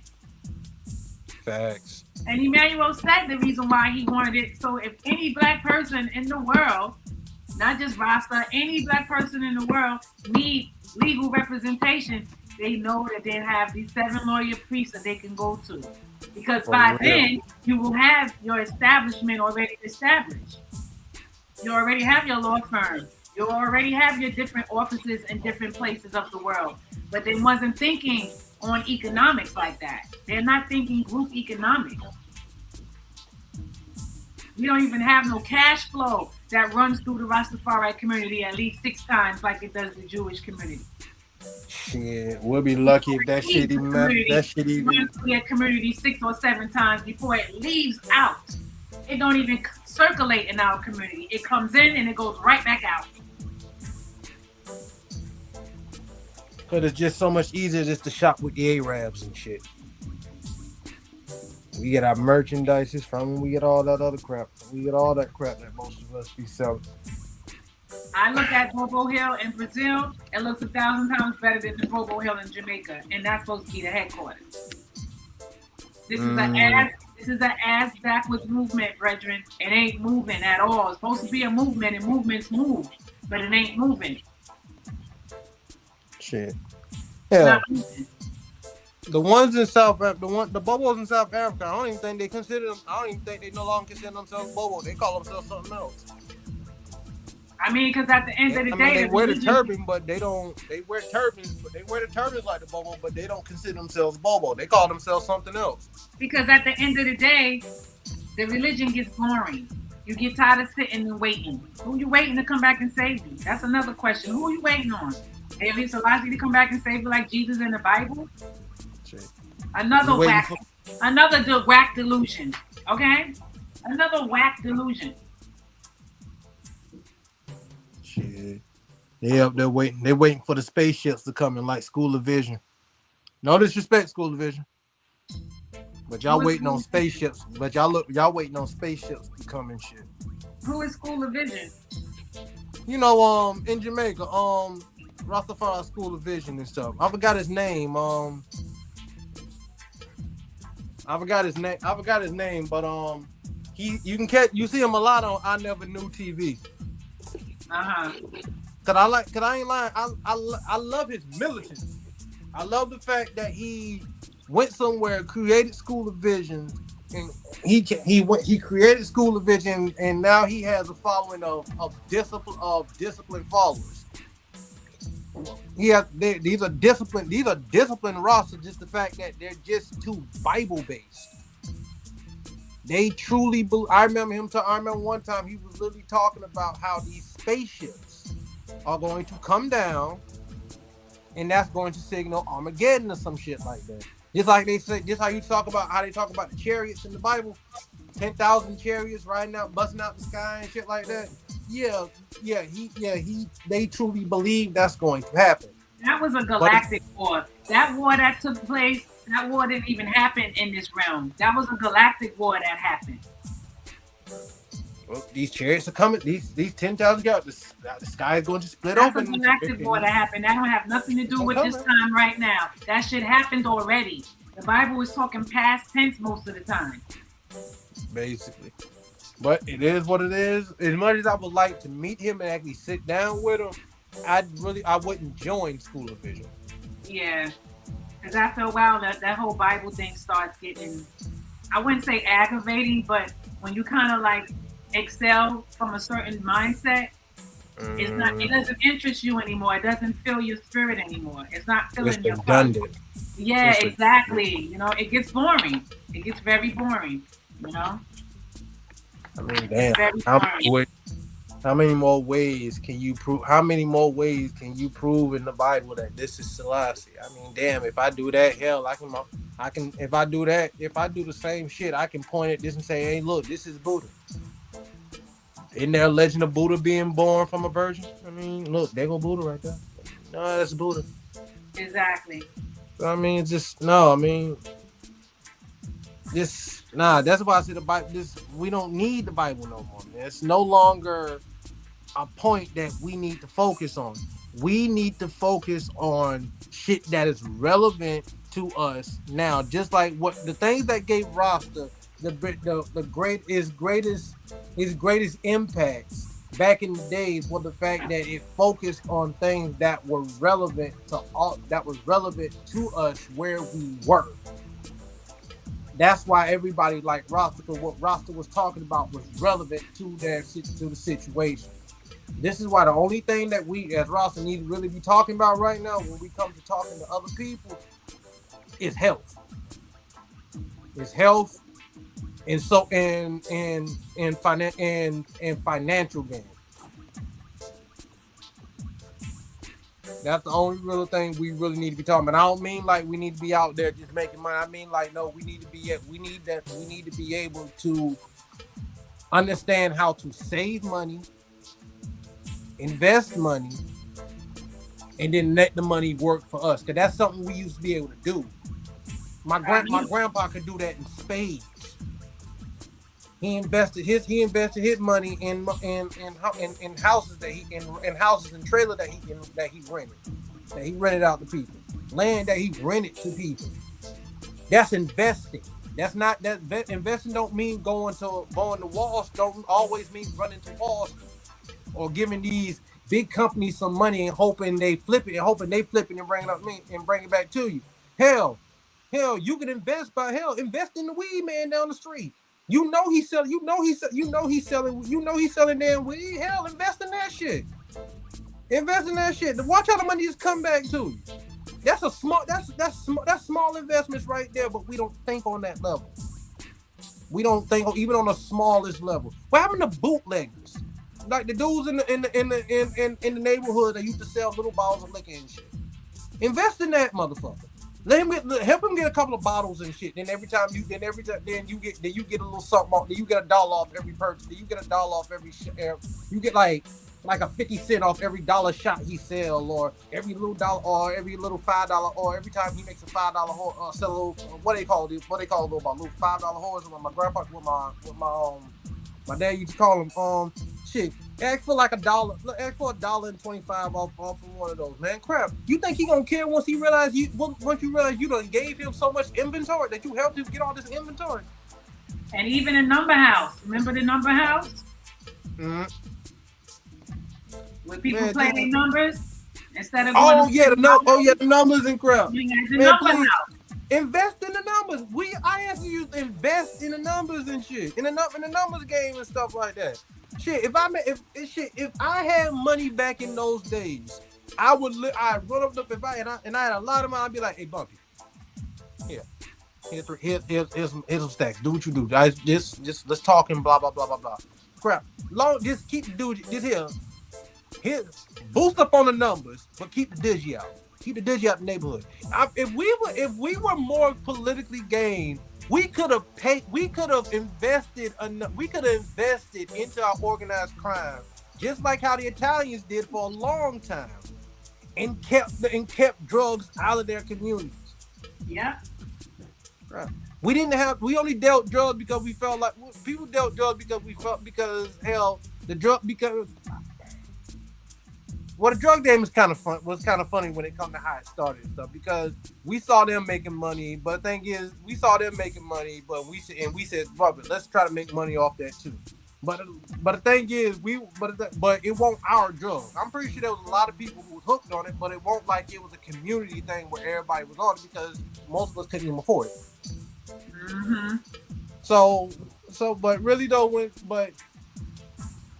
yeah, if we would have invested more into our organized crime, we probably would have took the crime out of it. Numbers probably would have just been could have been a regular damn gambling, like gambling is now. Cause it's not like it was that much. It was that illegal because even cops were playing the numbers and shit. Nobody was really. The only time anybody really cared about the numbers game was when black people started making too much money on that shit. Cause nobody knew the mob was tied to that shit. Nobody knew the mob was tied to that shit. The mob was tied to bootlegging.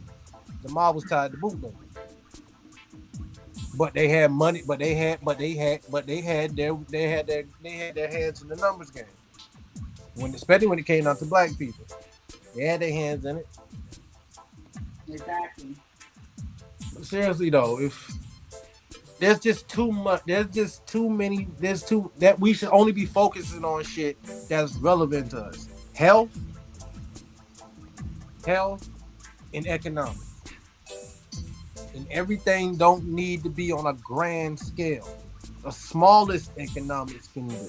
Hell, instead of just buying, you know how much easier it is to get shit from a flea market than it is from a Walmart. Shit you look for in the store, you go to the flea market, you'll find it. Mm-hmm. The flea market is a best example of a collective of people selling wares, and now you have a whole faction, and now you see, and now the public see it as a singular business. Because think about it, when people come to the South and talk, they don't think about, oh, let's go to that spot where that little store where that guy sells that so and so. No, they say let's go to the flea market, because they know if they can't find something in the store, they just say, oh, let's go to the flea market. They know they're going to be able to, there's a good chance they're going to find it in the flea market. That's a collective. That is literally Walmart. That's literally Walmart, but on a more, but it benefits, but it's a more beneficial thing to individual. If a business like Walmart only caters to one person who's at the top, the person who runs the flea market benefits. He's not the only person who benefits. The people who come to the flea market to sell their stuff benefits along with him. He's not successful unless they're successful. See what I'm saying? Right. If we create systems like that, on the grounds like flea markets be.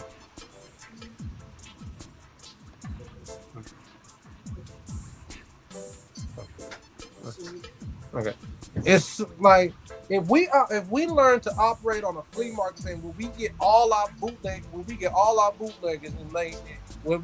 bootleggers together and treat the community like a flea market, everybody will eat. At least that's just me brainstorming. That's just me brainstorming right now. If we treat the community like a big flea market, you'll be surprised how everybody will be able to eat off each other, and nobody will go hungry because your success builds off the next person's success.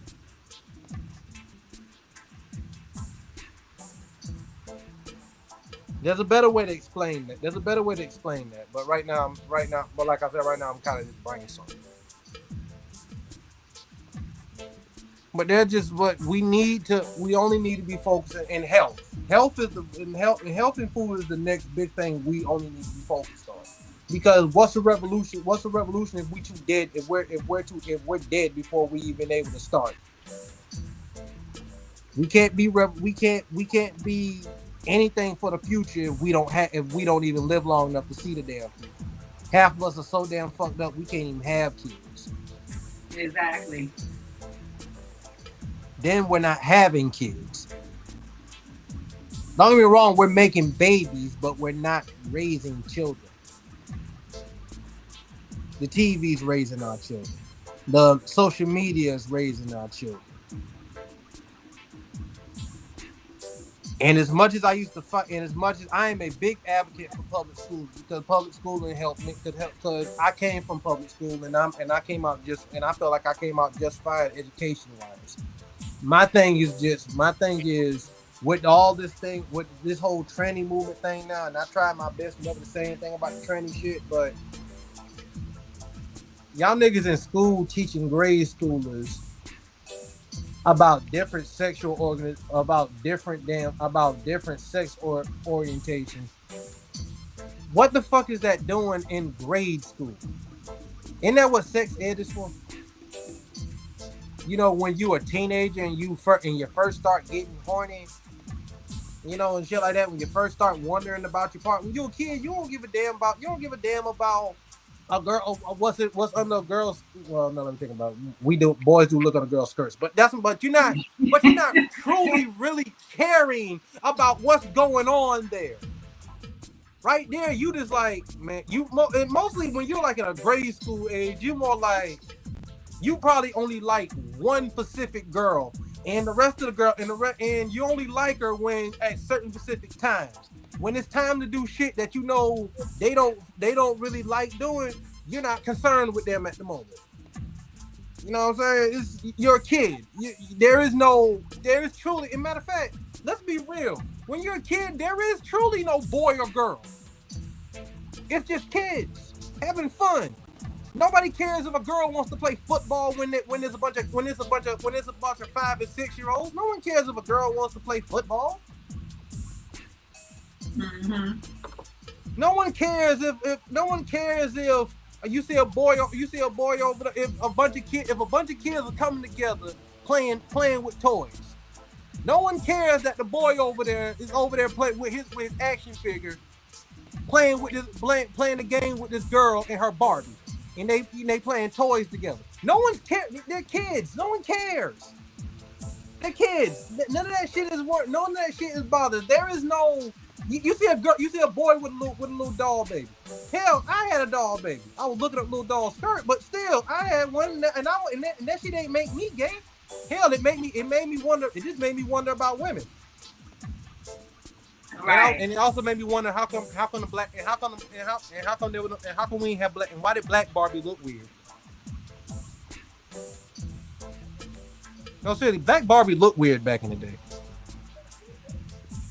Those Cabbage Patch kids were kind of creepy looking though.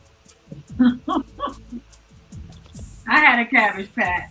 Those things were creepy, man. They said those weeble things we had were creepy. Nah, Cabbage Patch Kids was creepy. kind of baby come out of a cabbage patch, man. Well, them what are them spores? What are them spore babies? Them the body snatch. Them babies come. Them body snatcher babies. That's how I looked at them. Them body snatcher baby. They came from out the. They came from out little pods and shit out the cabbage patch and shit. Them pod babies. Them little them babies that take over your body shit like body snatchers. But no one's worried about gender you're not worried about gender or sexual orientation as a kid. You're worried about your favorite toy, your favorite TV show, or your favorite game or shit like that, or what you gonna do this weekend and shit like that, or damn, what we gonna do when we get out of school? What we gonna get out when we get out of school on Saturday and crap? What I'm gonna do and shit. Don't tie these kids down with a bunch of unnecessary shit.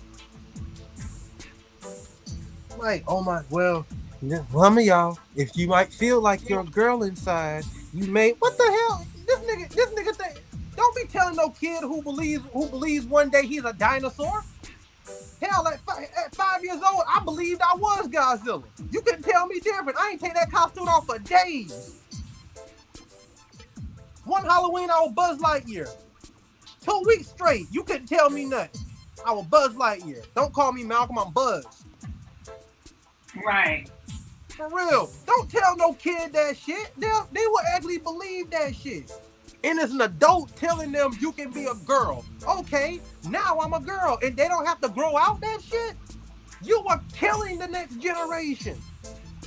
We are not going to be able to have babies. We got enough shit on our plate right now as black people. We're not having babies. We're gonna get to the point that we're gonna have the same problem they're having in Japan if this tranny shit keeps going forward. If they keep letting these trannies do what they do, which I honestly believe they don't. That's why I try my best not to say anything about it, because I honestly don't believe they will. This is just some shit. This is just some more distraction shit. Just like with the whole gay thing. Just like with the whole gay thing when gay people started coming out more. That's just the big topic, right? That's just the big topic right now. That's just the big distraction right now. Gays did nothing. Gays didn't take over the world. Niggas didn't stop. Niggas, no, not everybody who was straight started coming out gay now. I mean, the dogs didn't start dogs. The animals didn't start crying out there like they didn't start making noise out there in the field like they kept, like people think the apocalypse is gonna happen.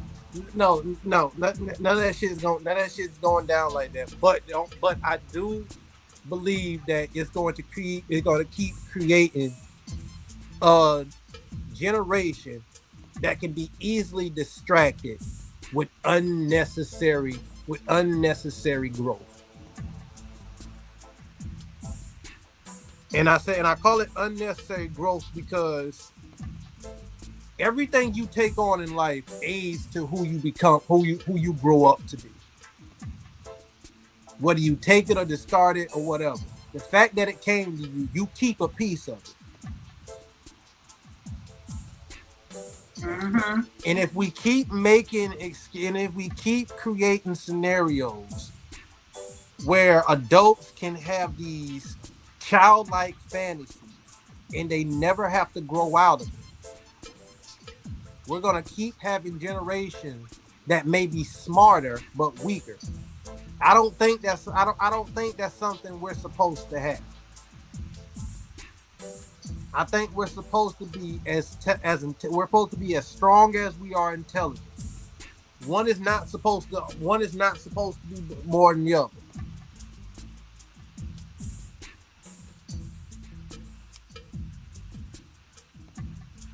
We need to focus more on.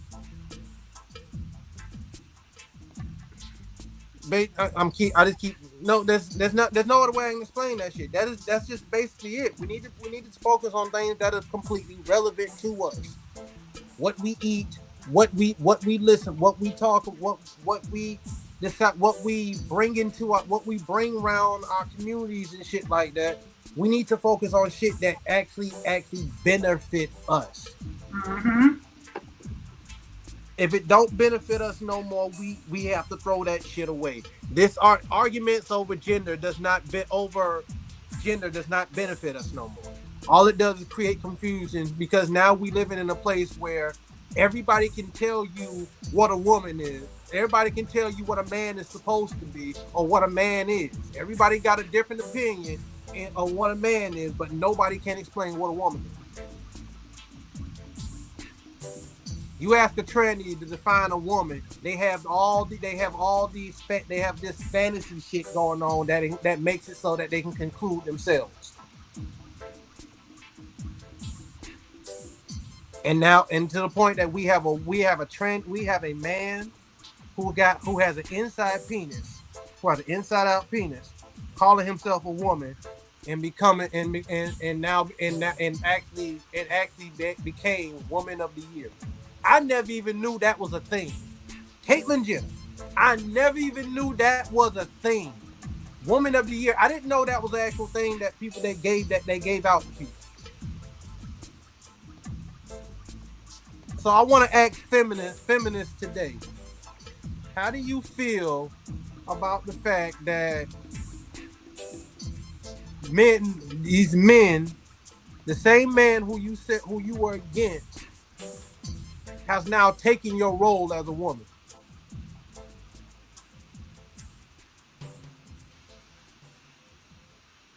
That's what I want to ask the feminists. I really want to get a feminist on the show.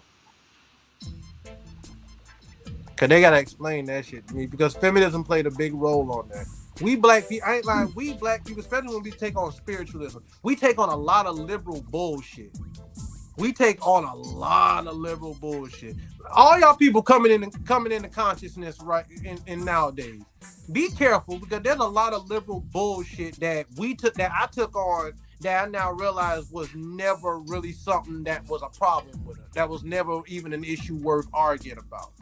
Immigration. What the fuck was we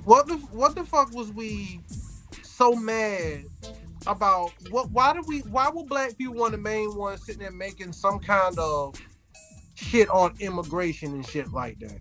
If you took your black ass to any other country illegally,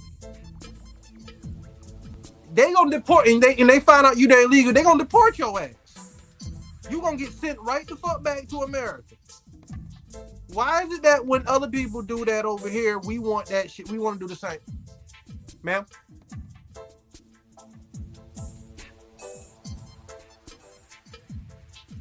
Niggas, I think you're on mute.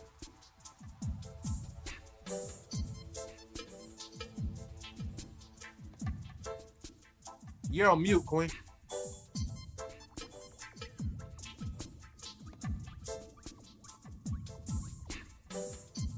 Hey, Queen, I think you're on mute.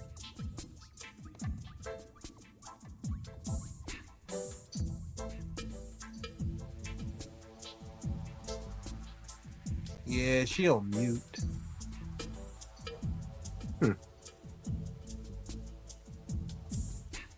Hi. I'm high, y'all. Well, yeah, just to keep the conversation going, what were we so mad? A lot of black people jumped on this whole immigration shit. There she is. Now, what you saying, Quinn? Okay, no. But yeah, a lot of us jumped on this immigration shit because a lot of us jumped on a lot of this liberal shit. And I was one of the main ones like, man, come on, white people. Aren't y'all immigrants and all this, blah, blah, blah. I was the main one using that scenario because I was so just trying to be against crazy racist white people. But really, though, once you get out there in the world and you realize that, damn, man, I could have got this job. I could have got this job. And I realized, like, only reason it took them so long to get me on the job because they were trying to get all these foreigners on. They were trying to get all these foreigners into the job. And half of them didn't. And half of them that I found out I was working with was over here illegally. So I'm trying to figure out, how did they get this job, though? The fact that you will hire, the fact that you're working for, I'm not going to mention names, would hire illegal aliens. Then immigration to come. Then they'll quit for a while because immigration come get them, but then they come back with a different name. So I'm just saying, though, so I'm just saying, right is right and wrong is wrong. If you over here legally, you gonna get deported. You in a country illegally, living off the resources, you're going to get kicked out. You're going to get kicked out the country.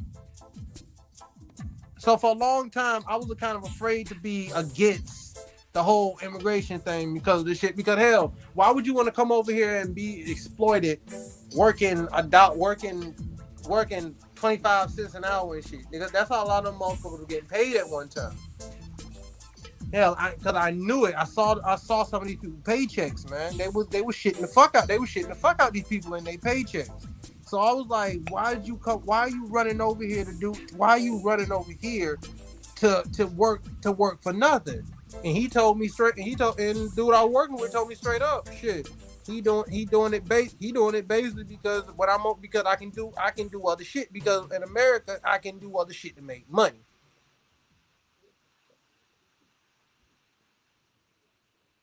If we don't go, and a lot of that is our fault.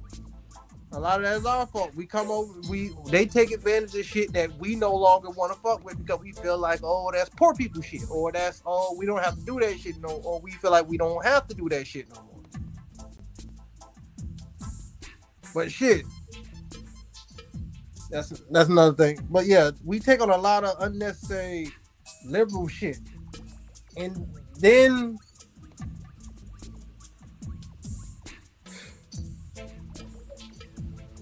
I'm about to sound redundant. So what happened was, when you thought I was talking earlier, I had put the phone on mute, or I put the screen on mute, and I was talking. You thought I was talking to you, but I wasn't. I was talking to oh, my bad. Thing on me. I didn't expect them to call me back so fast, so yeah. Shit, my fault. But yeah, shit. I basically said, damn, I think I basically said all I was gonna say. With Ethiopia, with the fact that the dream of Ethiopia was the dream of Shashamane. Even when we put it in a scenario where we did everything we were supposed to do, there was a good chance, with the fact that we barely didn't understand the politics, even when we would have came over there at our best, without proper understanding that the history and the dynamics of that country, it would have been kind of doomed to fail. Because of the fact that we didn't understand the politics, and even though we came over there and became assimilated with the country, once Selassie was gone, there was a good chance the next ruling faction would not like us. And a prime example of that was after the whole Derga thing and Ethiopia became stabilized again. As soon as not the government that stabilized the country, but the next government after that decided to say fuck Rasta. Because the government that stabilized the country was actually thinking about giving Rastafarians who wanted to come to Ethiopia was going to give them automatic citizenship. But then the government that took over after them, the next elected government that came in said, no, we're not doing that. No, we're not doing that. We're not doing that. No, we're not going to do that at all. No, we're not giving this random people who just claim to be Rasta and, give them citizenship. And that means any motherfucker that can come over, anybody wearing red, gold, and green, yelling ja, ja, ja, can come over here and get benefits and shit like that. Like, no. That's the same problem. That's the same problem. This is the same reason why I'm not against FBA. Because from my understanding, FBA is not about separating from other black groups, other black. That's what they're doing. Places. That's what they're doing. But it's not about that. But that's what they're doing. That's exactly but it's not what about they that. do. I can't speak for those individuals. But the no, I understand what you're saying, how it's supposed to be, but that's not what's happening. Same thing with Rastafari. Rastafari is supposed to be something else, but we're not seeing that happening. And a lot of this FBA stuff is causing more division than it is unity. Yeah. And FBA only means that you're a descendant from chattel slavery. And your people came here between 1619 and on forward. That's what that is. That's not a special lineage of people. That's not a special bloodline. You are it's just another name for African Americans. You're still a descendant from Africa. Because anybody can run their DNA test right here, right now, and you're gonna find some of your DNA coming off that continent, whether you like it or not. I don't care. We're all speaking English for a reason. We're speaking English. We're arguing in English, but we're not African. Like it's beginning to be retarded. It's starting to be retarded. Yeah. And it's I can't speak for them. I can't speak for them fools. But that's why I do. But that's why I have no problem. But that's why so far I have no problem with FBA as a concept. Because of the fact that I'm an African at the end of the day. All right? Basically. I'm an African. And I'm not going to deny my roots because of some logo or title. That ain't getting us nowhere because we got all this FBA so-called knowledge, but we ain't owning shit in America. We still fragmented. Shit. We still getting beat up by the police. Shit, we still getting lynched by the police. FBA ain't helping that situation. FBA don't got no economic base set up. They just all on YouTube trolling, being disrespectful with their Willie Lynch syndrome. It's just sickening. It's ridiculous and it's embarrassing. Because you can talk to a Chinese man born in China, you can talk to a Chinese man born in Chicago, he's still going to relate back to China. You talk to an Indian man born in Alabama, he's still going to relate back to India. You talk to the European born here in America, they can still say, I got Irish descent. I got Belgian descent. I got French descent. We the only fools right here walking around. Not me and you per se, but in general, the only fools walking around saying that we only here. We only here. When those other races already know what time it is with us. They know who we are and where we come from. We the only ones trying to deny the shit while we arguing in English. While half of them can't even give me an FBA dish. That's not African influence. Because the Gullah Geechees, their dishes are African influence. And those were the first set of Africans that came here. Igbo landing there in the South Carolina. All right, don't even get me started. Don't even get me started, please. Don't get me started. I want some collard greens now. Right now. And collard greens can be found in Ethiopia. It was brought during the transatlantic slave trade. Yeah. Carolina rice. Where you think that them rice came from? Where you think them grains came from? Senegal, Sierra Leone. Mm-hmm. Matter of fact, rice ain't native over here. We were the rice planters in the Carolinas because the way the climate was and the landmass is in the Carolinas, rice could grow well there. Right. Red rice, you got the golden rice, you got the brown rice. That's grown in the Carolinas. Hey, that company for golden rice in the Carolinas, they owe us money. Okay, the red rice too. There's a special rice that you can only get from the Carolinas. And you can't go to the store and buy it either. You got to go to one of them mom and pop shops. Damn right you do, on the side of the road. Still in that same woody cabinet it was. You only gonna get a little bag like this because that's how delicate it is. That's how special it is. We got them big ass bags. You got them big ass bags. You gotta go up there and pick that bitch up. You gotta put them bitches in containers. And when you open that bitch, do not open that bitch and just to get one pot of rice. You open that bag, you gotta go ahead and dump that bitch in a container. Yeah. Cause you leave that shit open, you gonna have rats, roaches, and all that shit because they gonna right on in it. The fuck up. That's real organic rice. They gonna eat that shit the fuck up. Mm-hmm. And please don't put it somewhere hot or it will spoil. Right. Exactly. It can't be left on the shelf in Walmart or Aldi or Publix. It can't be left on the shelf like that. I gotta know where to put that shit. Gotta put that bitch in the cellar somewhere where it's cool and shit. Exactly. Shit. So, damn, I love being in the South. Now, this is really getting out of hand. And now they're trying to make it look like because the president of Ghana went to the United Nations in New York the other day talking about we should get our reparations. They trying to switch it and flip it and say he's trying to steal our reparations. Ghana ain't trying to steal our reparations. Ghana got gold They got cocoa. They got so many natural resources. So many But produce. why did he hold on? But why did he come on? Hold on, he went where though?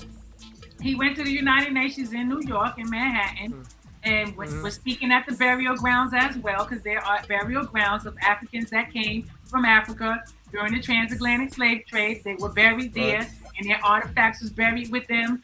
Their clothing was buried with them, and they're all are replicas of Africa, not here. And he was saying that there always reparations, that was the gravest crime against humanity. FBA is trying to make it look like the man trying to steal our reparations. No, he's not. He's talking on our behalf. So now we can build a bridge between the African in America and the African on the continent. We need to do now I this. know. We need a bridge. They're trying to break the bridge. The man trying to speak on our behalf. We need the African nations to speak on our behalf if we're really trying to get reparations, brethren. We need them. I can explain why. I can explain why that misconception happened. No, it's not a misconception because he said it very clear. If you go and watch his video when he's speaking to United Nations, I'm talking about where some of these FBA dudes, some of these FBA dudes think that shit. No, they can't think that because he never said that. When you listen to his speech, you cannot misconstrue what he said. I didn't say he said it. I said I can understand why they said that. Why they're saying that?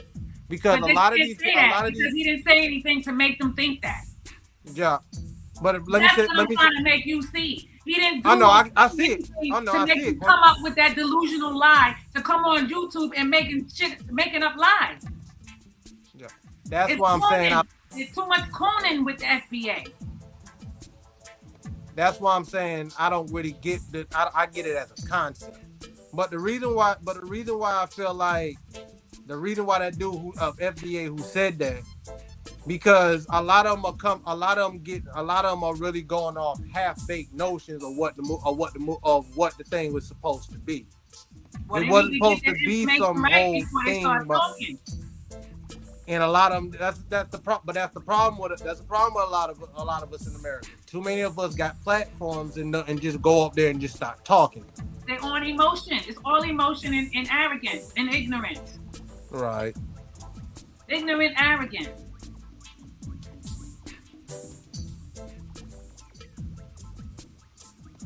Right. That's all I'm saying, Fred. I'm not going to repeat something that I know ain't true. And then put my whole heart and soul into making a lie the truth. Just so I can feel good to not connect to my ancestry. Just so I can feel good to talk down on another people. That if you go to Africa right now and you don't open your mouth, they're going to think you're a part of them. They're going to think you're from them until you start talking.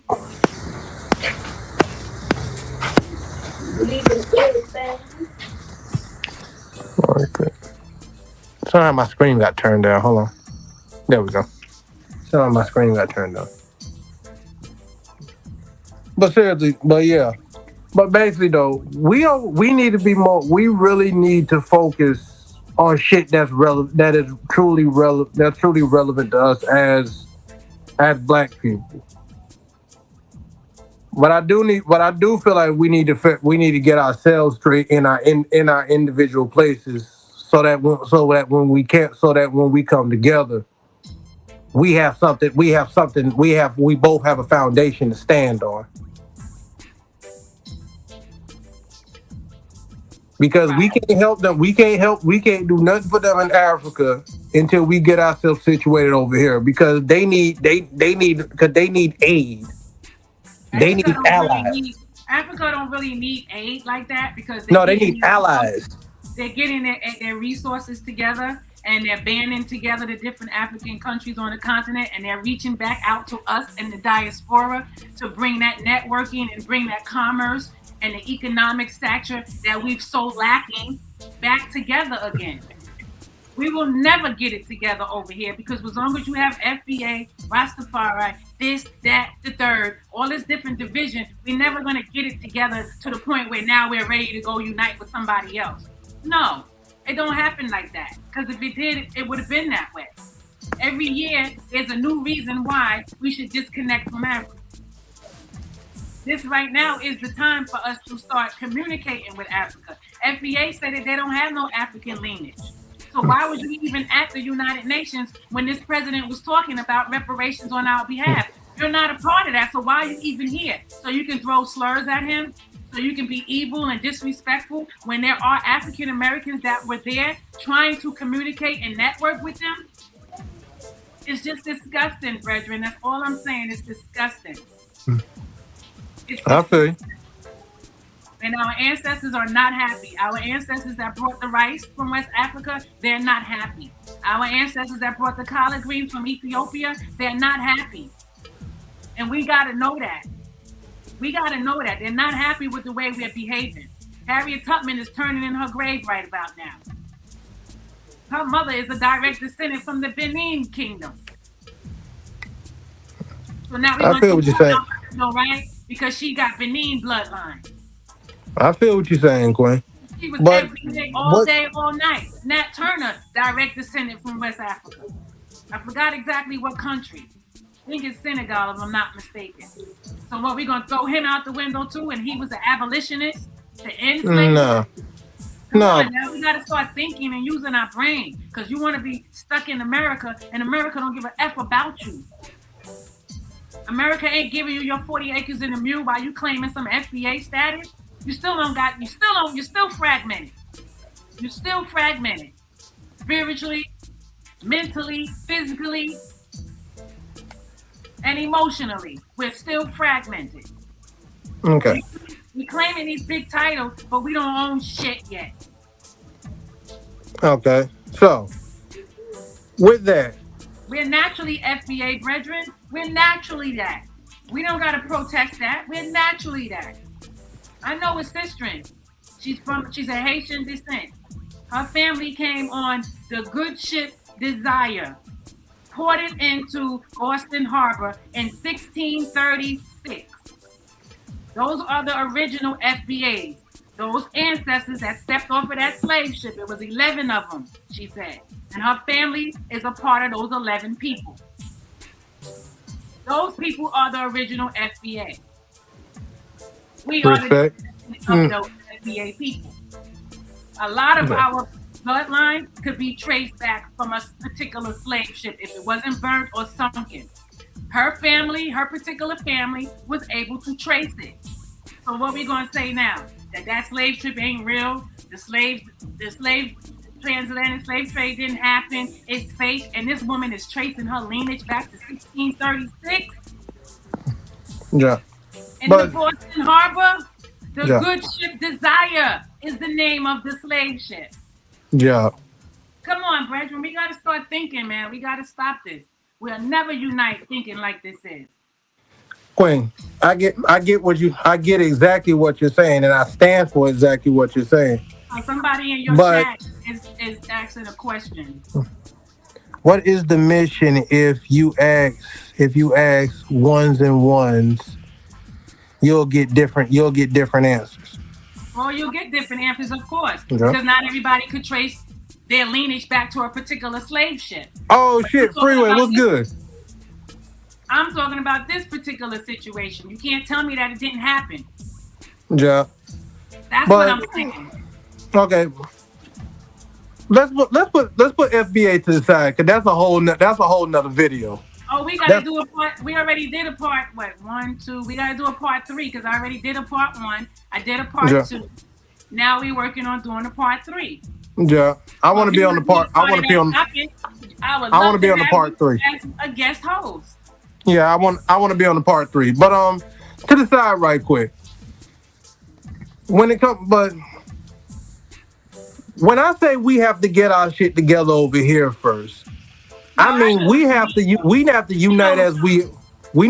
to unite who we are. We have to unite as a front over here.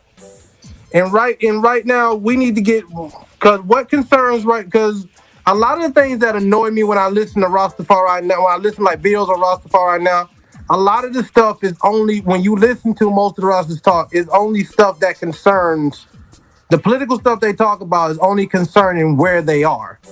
Of course it is. They're not Yeah. thinking futuristic. So I want to say with this, what us in America as Black Americans, we got a whole lot of shit where we need to get where we need to unite our damn selves.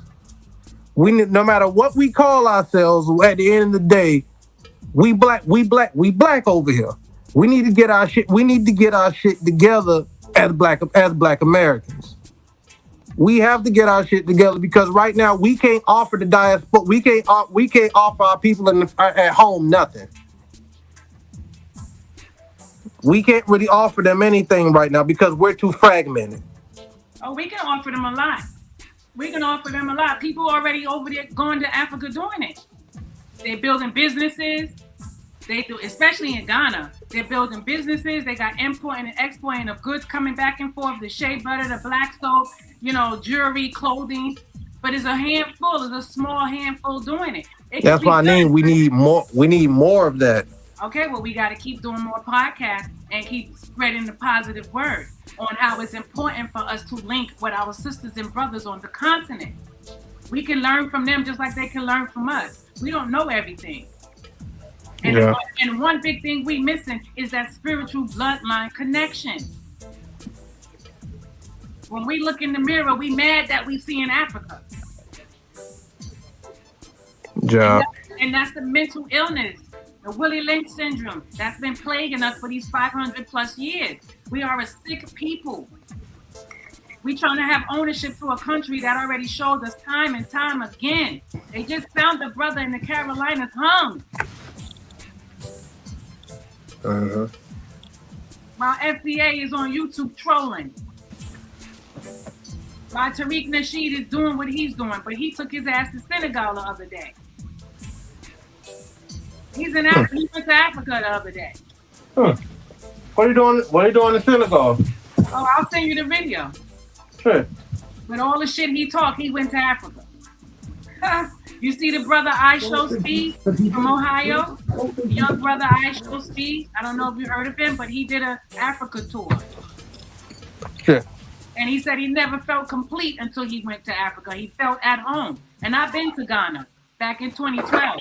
And he's not lying. There's a certain completion that you get when you step on the motherland that you are never going to get in the diaspora. From the Caribbean, the Americas, I don't care. You're not going to get it.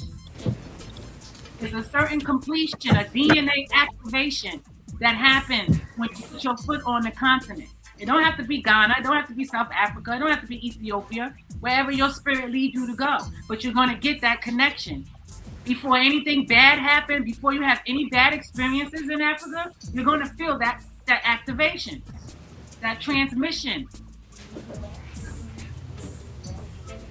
So my whole thing is, not everybody in America is going to come together. We got to come together, my friends, with like-minded people. It's not going to be 1,000. It might not even be 50. Yes, there's strength in numbers. There's strength in numbers, but those numbers got to be strong. We don't need no weak link. I Show Speed went to Africa, visited many different countries in Africa, and he can't wait to go back. He's saying he wants to visit more countries that he didn't get a chance to visit. He even went to Liberia, and he met his family that left Ohio back in the early 1800s. And repatriated back to Liberia. Same last name. And he met his family from back in the 1800s when they left Ohio and went to Liberia. We've been traveling back and forth to Africa. This ain't nothing new. As early as the 1700s, when Liberia opened its doors to us. Even Marcus Garvey spoke about Liberia. He was trying to start the tire company. Even Marcus Garvey spoke about it. All right, so it's a lot of things that we're lacking and we're missing due to the ignorance, the purposely being ignorant. We purposely want to be ignorant. We purposely don't want to know, so we can hold on to our delusional FBA nonsense or the Native American stuff. And half of them Native American tribes ain't even going to acknowledge you or recognize you until you do a DNA test. Now the FBA members, the FBA people who be talking about they Native American blood. Those be the ones. I'm talking about. Oh, okay. 'Cause there's a lot of them, my friend. A Yeah, lot of them. those be the I ones. asked them the I question. don't consider them FBA. I consider them just a bunch of more tag-alongs. They're morons. And I More asked like the just a bunch question. of Moors that tag along that just tagged along to this shit. All right, so I asked the question. You this big Native American, right? Can you tell me some Native American songs? Can you tell me the festivities that they hold, their celebrations? Give me a Native American dish that you grew up eating every day. Give me some poetry. Give me the story time. Give me some Native American culture, tangible culture that you can share. You can't do it. Half of them can't even do it. They just heard grandma say, we Choctaw, we Creek, which we all are mixed with some type of Native American because of the Yeah, we are. transatlantic slave trade. Yeah, but hell, that's been in us since Massa Musa though. That Since the part. time of Massa Musa. I mean, hell, won't his brother coming over here? That's what I'm saying. From the early 1300s, even before that. But if we can start at the early 1300s, where Native Americans were prophesizing that a fleet of ships are going to come from the west coast of Africa, and they're great kings and queens. You see, these are little things that little history, because people they lack reading and they lack studying. These are little things that they miss and they don't know. And those Native Americans came from Siberia. They traveled over the Bering Strait Bridge. They came from somewhere and came here and settled. So of course they're gonna claim native or Or you mean indigenous. them Asians? Or you mean them Asians that came over during the Ice Age? I'm talking about the ones that came from Siberia and crossed over the Bering Strait Bridge that we know as Native Americans today. They come from an Asian stock, an Afro-Asian stock.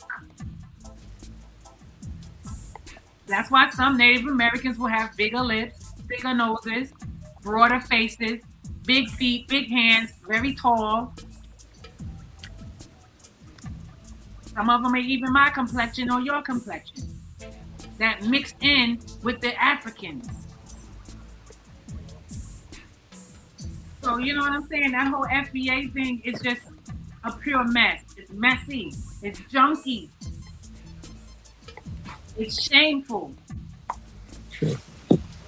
Yes, I do agree. I do agree it's messy. I do agree it is messy, and a lot of them take it on and do some and be on some whole other shit. But I do agree with the way FBA was given to me when it was first approached to me. It was a sense of on the grounds of us trying to get our reparations. With the fact that let's say, because at the end of the day, we all got to go back and get our money from. We all got to go and get. The white man got to pay the motherfuckers who they owe. The British got to pay the South. The British got to pay South Africa, as well as the Jamaicans and other Caribbeans. The French got to pay reparations to the Haitians, to the Dominicans. Well, no, the Spanish owe the Dominicans.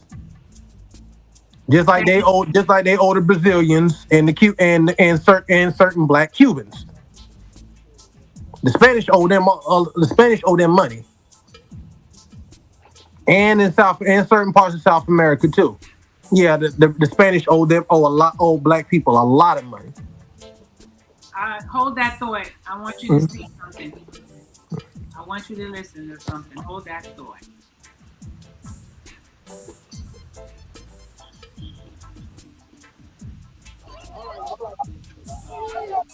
They were the two people. We are also working. We are from Ohio and in Maryland.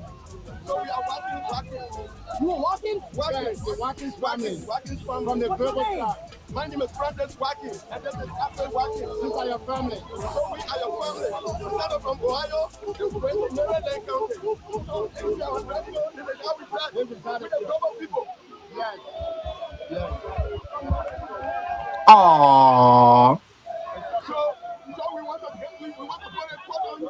Y'all really from Watkins? Y'all actually Watkins? Y'all came from Ohio? Really? Yes. Who your dad? From Watkins. What's your family name from Ohio? Yes. Our great. What part of Ohio? Yes. What part? What part? What part of Ohio? How we dress. We the Maryland and the global people. Yeah, we want to get you. So y'all my ancestors. Yes. We want to try you. I will see where the proportion was. Man, that's beautiful, man. What? I think I just met my ancestors, bro. And this brother's 21 years old. Bro. That's beautiful, man. More liberated than the average. And they left me with Watkins, and they came from Ohio.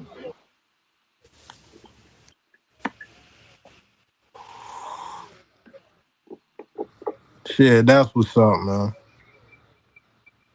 That is fucking beautiful. Let's hit it one more time for those in the back. It's island, y'all. Yes. All right, we got people. And they were the true people. We are your family. We are also Watkins from Maryland County. Watkins? Yeah, we came from Ohio and we settled in Maryland. So we are Watkins. You are Watkins? Watkins. The Watkins family. Watkins family. From the Bible tribe. My name is Francis Watkins, and this is Afro Watkins. These are your family. So we are your family. We started from Ohio, and we're going to Maryland County. So this is our radio. This is how we dress. This is how we the global people. Yes. Yes. So we want to get, we want to put a quote on you. Y'all really from Watkins? Y'all actually Watkins? Y'all came from Ohio? Really? Yes. Who your dad? From Watkins. What's your family name from Ohio? Yes. Our great. What part of Ohio? Yes. What part? What part? What part of Ohio? We the Maryland and the global people. Yeah, we want to get you. So y'all my ancestors. Yeah, we want to try you. I will see where the proportion was. The culture. The way we dress. How we dress. What? I think I just met my ancestors, bro. I think I just met my ancestors, bro.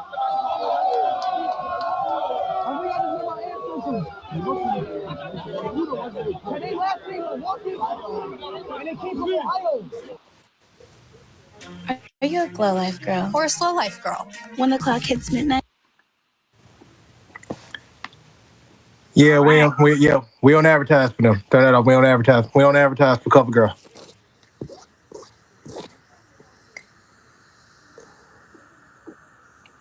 But yo, that's beautiful though. That is fucking beautiful. You see what I mean? We've been doing this, brethren. We've been doing this. And this is a 21-year-old youth, okay? Old enough to be my son. And he got his awakening outblast Tariq Nasheed on all levels. Shit. That's why Marcus Garvey says some of them ain't gonna be no good in Africa because they ain't no good here. And that's what he's talking about. The ones that we just got finished speaking of. Those are the ones he's talking about. They don't need to be in Africa. So why are you at the UN rally when a president is speaking on our reparations? You're not African. You don't have no African blood in you. So why are you worried about us getting reparations? This don't have nothing to do with you. You should be trying to get your reservations on. Getting your land back through your native status or your FBA so-called status. Why are you worried about what he's saying? Because he ain't talking to you anyway. It don't apply to you. But they took the time to go there to rant they stupid ass slurs at him. It's just ridiculous. It's stupid. Send me a link to that. They're morons. Send me a link to that. I need to see who these people are. Which one? The one that spoke out against the Ghanaian dude. Oh, that's a lot of these YouTube channels. A lot. All you gotta do is just go on to YouTube and you'll see it in the feed. It's a lot of them. Let me see if I can find one real quick. What was it called again? Is it the viral? No, not the viral way. The viral way is not on that. But you got other channels coming out speaking the truth on it, like the Afro Think Tank and the Viral Way. You got ones that's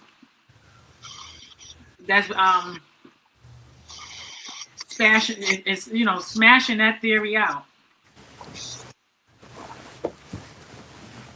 I'll send it to you when I can find one. Let me see.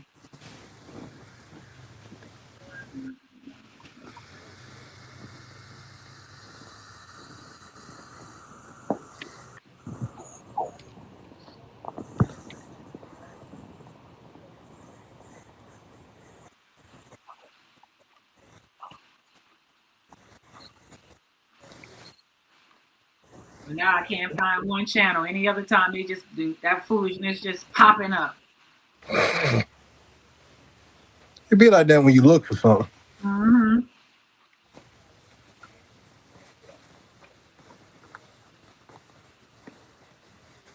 It's there though. It's easy to find it though. The man ain't say nothing wrong. It wasn't just him speaking on our behalf, on reparations behalf. It was other countries, African countries, speaking on it too. United States, Argentina, and Israel was the only three that said no. Slavery was legal back then, so we don't owe them any reparations.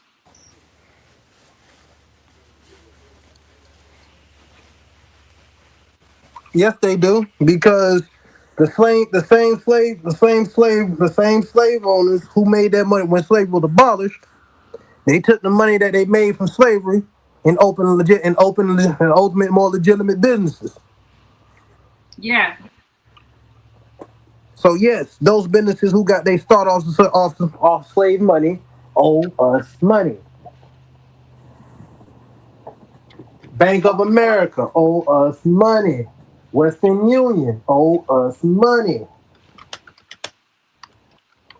That Jewish law firm that everybody loves so much, they owe us money.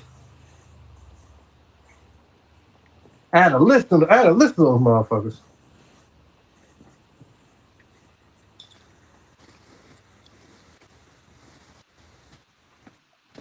Mm-hmm. Shit. I got asked a few minutes ago before I turned the camera off to walk off. I got asked a few minutes ago to do the cook on the grill today. I told him sure, but I'm throwing veggie patties on the grill.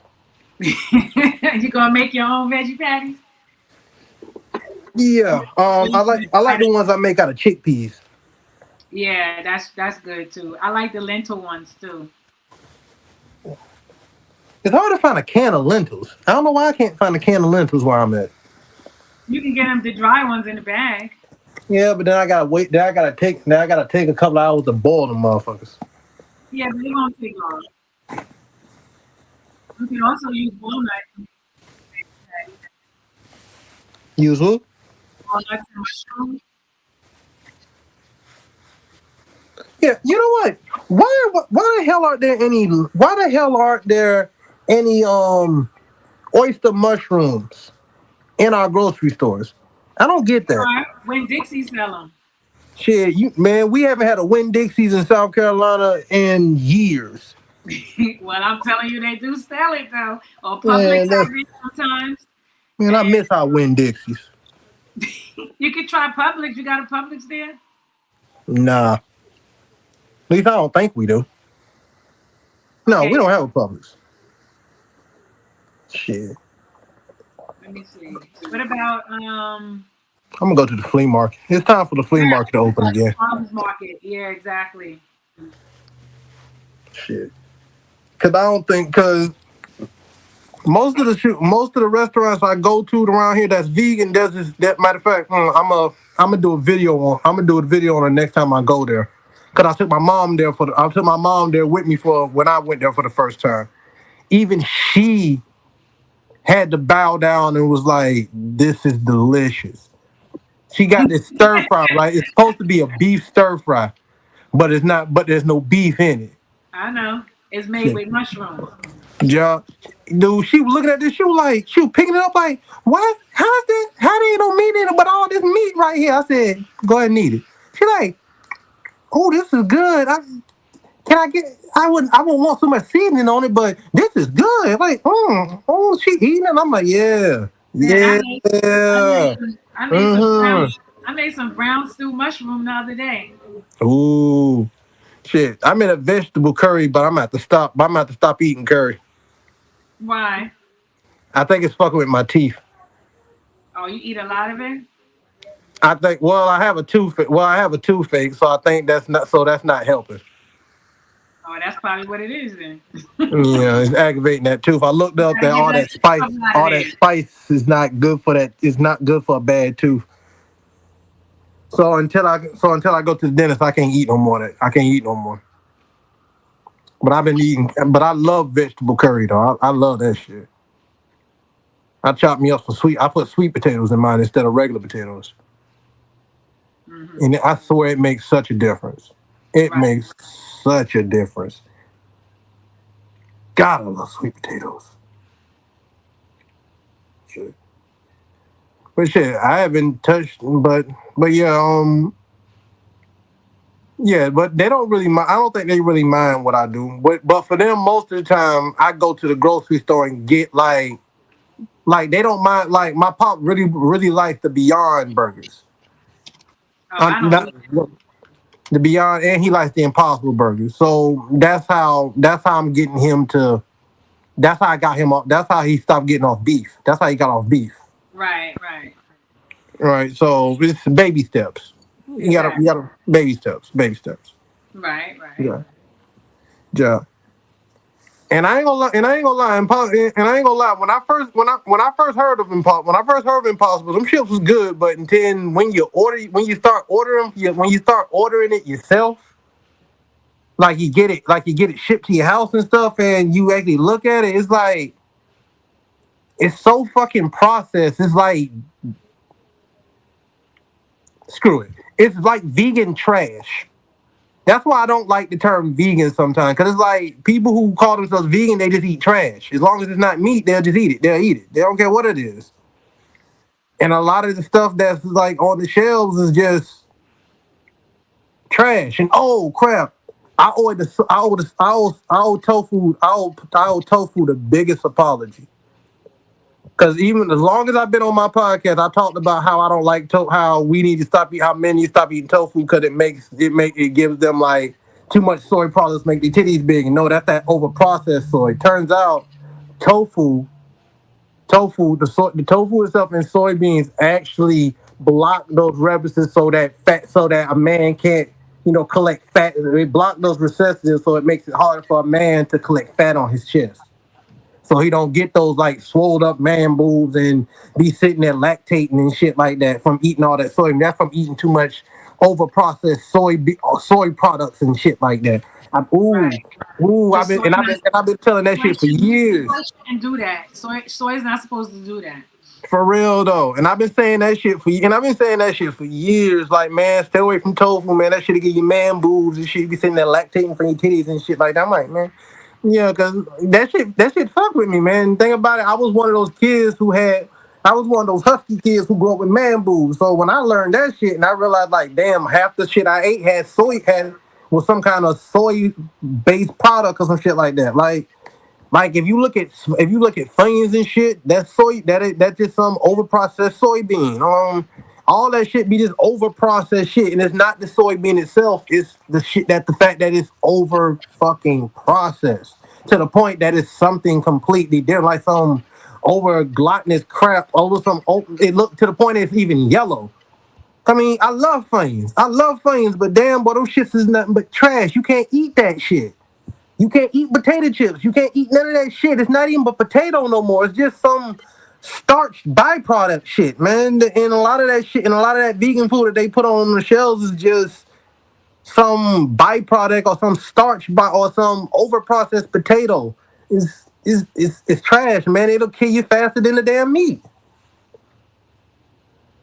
So be careful out there. So be careful out there when you go vegan, man. It's not just don't just eat it just because it got the label vegan on it, man. You look at that shit just like you would, just like you've been doing. Look at the back of that shit and look at those ingredients. If it got more shit on there that you can't if it got shit on there you can't pronounce and it don't come from a tree or from out the ground or something, don't eat it. Mm-hmm. I'm learning that I'm learning that shit fast now, and the fact that I got a homeboy who's dying. Mm-hmm. I got a homeboy that's dying. This nigga is dying. I took him to Daku so he can get on some herbal treatment and stuff so we can slowly work his diabetes and reverse and shit. Who Yaku? What is Yeah, it? the plant Yaki? man. Yaki. Hmm? You talking about Yaki? I got a homie around here named Daku. Oh, Daku. Okay, I thought you were talking about the brethren from St. Louis. Oh no. I think they're from Washington. Okay. Yeah. Yeah, him and his queen is from Washington, and they came down, and they got family down here, and they started they opened their business, and he opened his herb shop and her hair salon in in their people's on their people property and stuff like that. Because they had a shop in town, like in Dillon, but the rent is so fucking high around here that I don't see how it's like it's trying their best to keep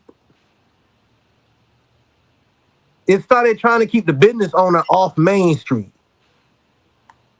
Right. Like the small business owners, just like they're trying to keep them off Main Street and only want like the main brand shit, like or a bunch of Koreans. Only people who are able to do only own business that's not like a commercial business that's on Main Street is a Korean shop. And that's a hair salon, and that's just a place where you can go and get a bunch of weaves and wigs and shit. Right. Oh yeah, and a hardware store that's on the side of the street, but they've been there for years. So hell, it's a hardware store. They're a hardware store in the South. They not going nowhere. Who the fuck gonna shut them? How the fuck they not gonna make enough money? They're a hardware store in the middle of a farming city. There's no way. There is no fucking way they're gonna run out of money. Right. That's the only way you can have anything. If you're gonna own a store in Dillon, that's the only way you're gonna do that shit is by having something where the money is guaranteed. You try to do anything else that could be a money making business, it's not gonna last because the rent's so high. Not that the people don't want it, because the juice bar was doing good, but the rent was so high she couldn't stay there. Wow. Yeah. So yeah, we lost our juice bar. Yeah, I remember the juice bar. I remember I was saying that maybe I could talk to her and see if she wants to do Mm, convert in the nighttime or the evening time, convert it into mm. a yoga session or something like that. Right. But the rent was so damn high, she couldn't stay there. It was killing her. And Well, that's what about fucked up because because the community loved that place. right? What about the spot that they're at now? You think they'll be open for that? Shit, I don't know. I don't know. I can holler at her. I can holler at her and then ask her how she feels and let y'all talk about it. Cause I still got her on Facebook. Or ask her when she like to come on the podcast to talk about her business, her health business. It could be like a health and wealth segment. The different juices and what the benefits are for. Right. Yeah, we can do that. Matter of fact, hold on. See if I can get her on now. And from that point, we can probably talk about further networking. But at least this will help her market her business. Right. We need to get Daku on the show. I've been having to get him on the show. The last thing I posted him was on my Instagram. Yeah, even him. If you can ask him, would he be open to come on? Even if he could do a once a month segment. Right. We do need to start focusing on our health a lot better. For real. And that's something we can control. That's something we can control and immediately start doing. Yeah, and we do need to hear it from people that look like us. Where is she? Damn, usually she right here. You probably gotta type the name in.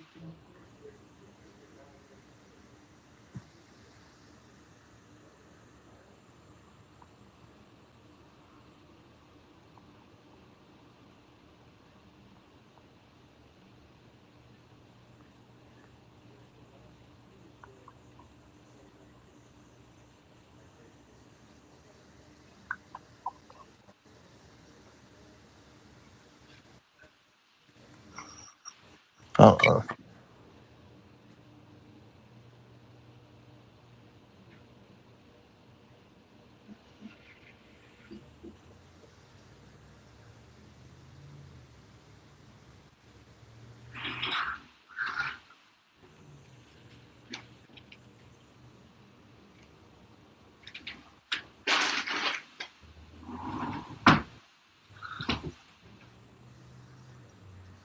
There she is.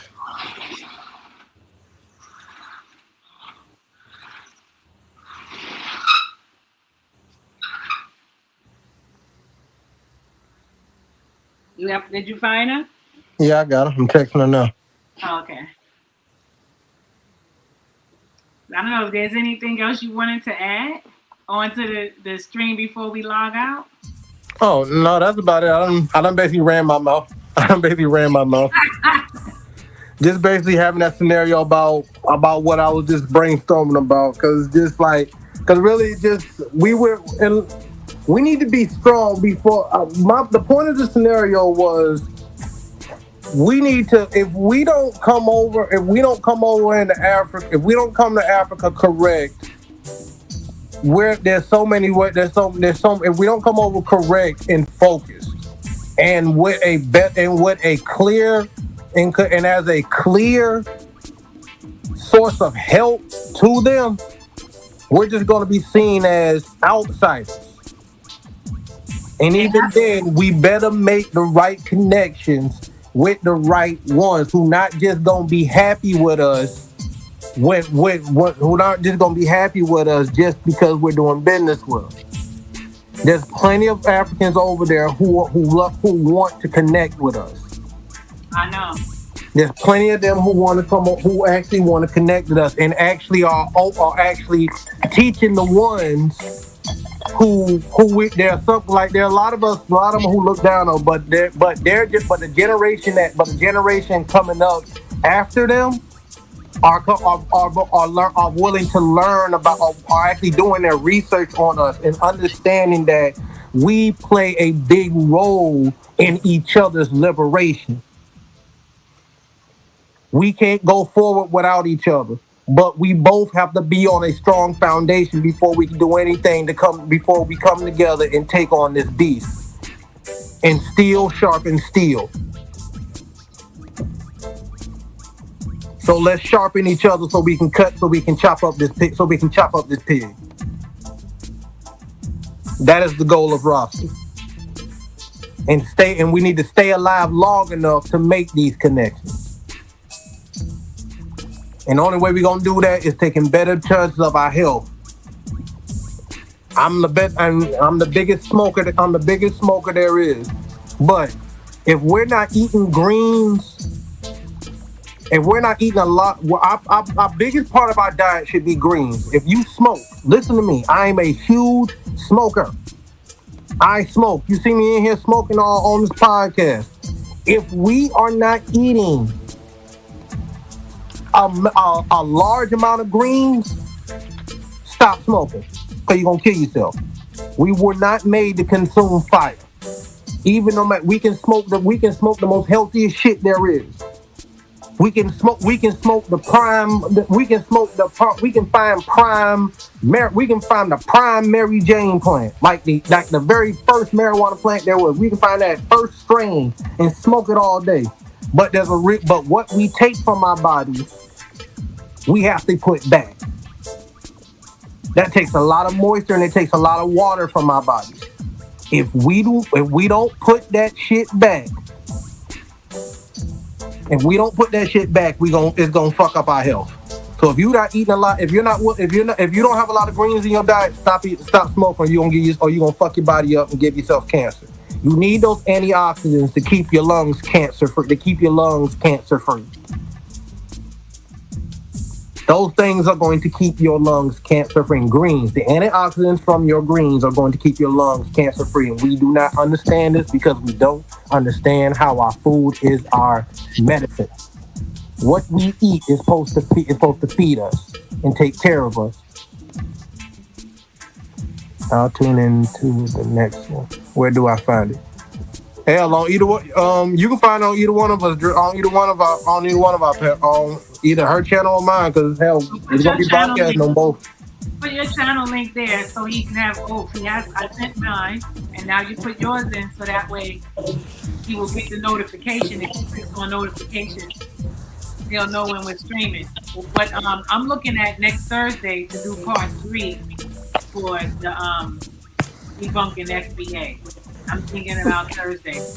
Yeah, cause I want to set some of these crazy motherfuckers straight because I don't like how they handle it. I don't like how I'm heard how FBA is being handled. Oh, That yeah. shit don't. That Oh, shit. yeah. That shit's kind of irking me. Super moronic. Cause Okay? how the hell? Cause one, if what the fuck is you? Why is he? What does that have to do with us? We shouldn't be talking shit about nobody. We should be. I thought the main goal of FBA was to get our that we'll focus on reparations for Black Americans.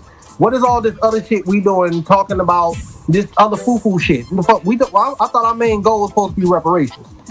That's the only thing we should be focused on concerning FBA is reparations for Black Americans. What the hell is all this other stuff about arguing with other black people? With other black people? I don't. That's confusing to me, and that's confusing to me. And I need to talk. We need to talk more on that. We need to talk more on that. That's exactly Now what let's see. Shit. What am I doing? Oh, you're supposed to be typing in your channel. Oh shit. Copy and paste the link.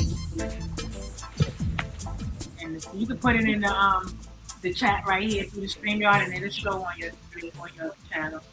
I got you. Let me see. You can put it on your YouTube channel too. I don't know if he's looking in from your YouTube channel. Yeah, he is. I got it. Yeah, I think he's. Freeway is one of my. I think Freeway is one of my subscribers. Cause I met him on Pharaoh's on a thing we was on. Cause we were both on Pharaoh's platform one time. Oh, I think the name did look familiar. Yeah, that's Freeway. Yeah, he just said that, so I'm subscribed to Kushite already. Okay. John, that's what's up. Yeah, Freeway. Matter of fact, damn, I'm supposed to have Freeway. I'm supposed to have you on the show, man. I'm supposed to have you on the show. Because whenever you decide to live stream again, when you want to get that back popping, let me know, and then I can add my channel like you're adding your channel. You know what I mean? Right. But I don't think you use StreamYard, do you? No, I do. The last time I did, I used StreamYard. Hell, every video I've ever done since me and you started networking, I was using StreamYard. But I was thinking about going back to doing like just like instead of doing lives all the time, do like more recording so I can go back to editing and stuff. So that when I talk, whatever, like, cause I like the fact I like how my old videos went when I was talking and while I was talking, I'd be able to I'd have like pictures and stuff so that people would know who and what I was talking about. I want to go back to doing that. How'd I get that? What the hell? Stop. But yeah, I'm good. But yeah, I'm pretty much. I think I've done. I think I ran my mouth enough. Yeah, he said that he came over from Sparrow Channel. Yeah. Yeah. And Freeway cool. Yo, Freeway cool as a fan, man. Freeway cool as hell. I want to meet. There's so many of y'all I met on my channel that I want to meet personally. Right. For real, there's so many of y'all I just want to meet personally. I need to go to Miami and chill and reason with you. I need to go to New York, reason with Congo. I need to go to Chicago. I need to go to Chicago and deal with the elder, man. I need to go sit down with all y'all, man. You know how many times I heard you tell me that? I know, but hell, it's hard for me to travel. It's hard for me to travel. It's hard for me to get my shit together. You know what? I'm one of those guys that's just I'm so happy being in South Carolina. I mean, I need to come to South Carolina for real, because for some reason, something is telling me they need yoga there in a We black do. type of way. We do. Cause every time someone opened a yoga studio, I don't know what these. I don't. I think it was some white lady opened up one, but then it was right beside a Chinese restaurant. But then it just turned into some kind of flower arrangement place. Now I need to network with the couple you was just telling me about that have the health food spot. Yeah. No, the herb shop. It's a Herb herbal shop. medicine shop.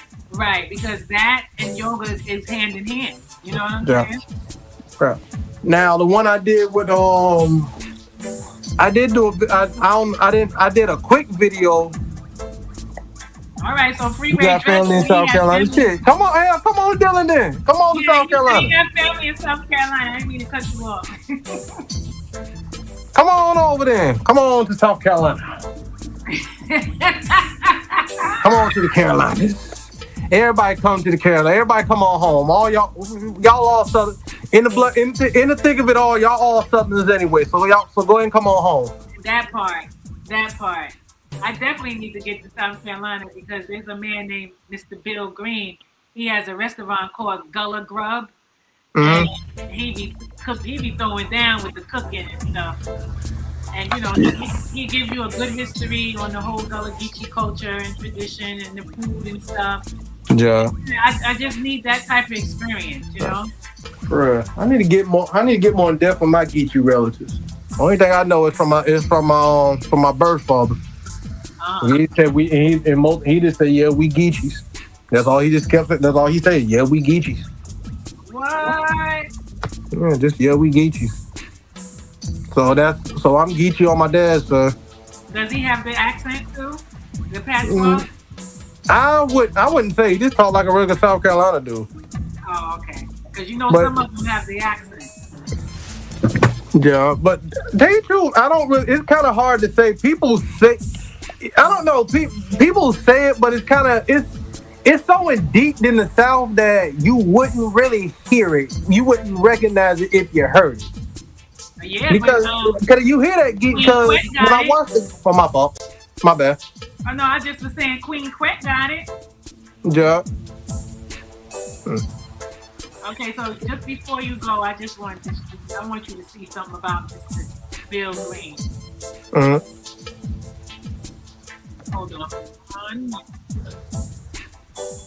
But yeah, Queen Quet talks with the accent all day, every day. Okay. Yeah. But I think it's more of the accent comes from how they use their words. Cause Yeah. I know a lot of Southern people who talk like that, but they're not geeky. But but they're not geeky, or it's just how niggas talk around that area. Even in New Orleans, I be hearing that patois. Now that's different. No New Orleans dudes. They got a powerful way. New Orleans niggas got their own way of speaking. They have their own way. They got their own slang and shit. So you can tell with someone from New Orleans. And all their words drag. All their words drag. All right. May I have your attention, please? It's so good to find when everybody could come together and help somebody. Because I tell you, man, the way we raised up, everybody used to help one another.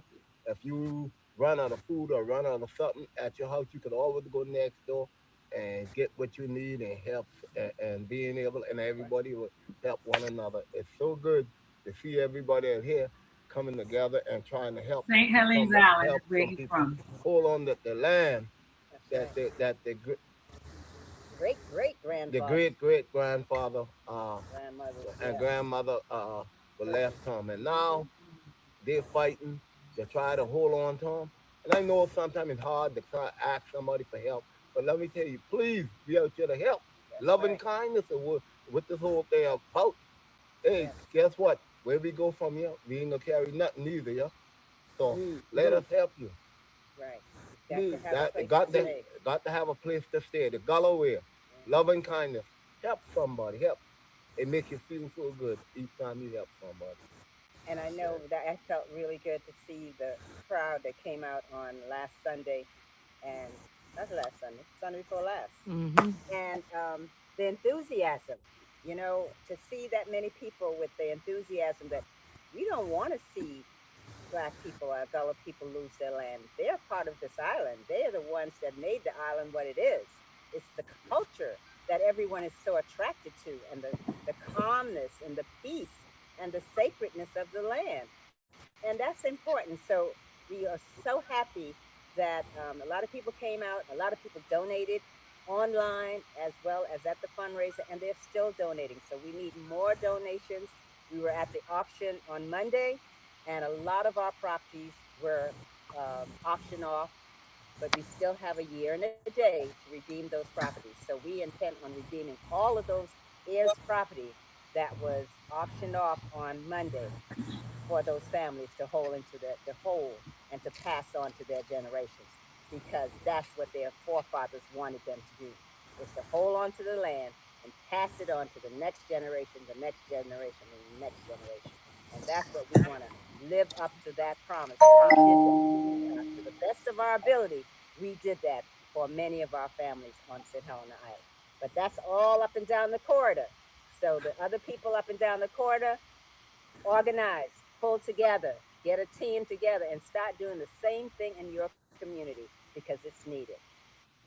One of the main things that I really love and care about is being able to work with some of the young kids and see how enthusiastic they is. You know, the whole key with me is the culture, Send me that and video. that's what I want to really keep alive. So I want to be able to teach them and being able to teach and show them the culture for going out in the boat fishing, going out in the woods hunting, riding horses, being able is so much part of and farming, and knowing Mother Nature, knowing how to live off of Mother Nature. Most of your Gullah people going out in the creek, they had friends, for what they call the moot crane. The crane tell them where the shrimp at. The beat alongside the boat, the paupers show them where the fish at. The paupers are take and run the fish up the creek. The old fellas go, yeah, pull in behind it.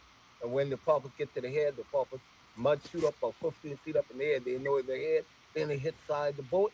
And when they hit side the boat, the paupers come out. And sometimes it comes so close to the boat you can touch them. The fellas go in there and they get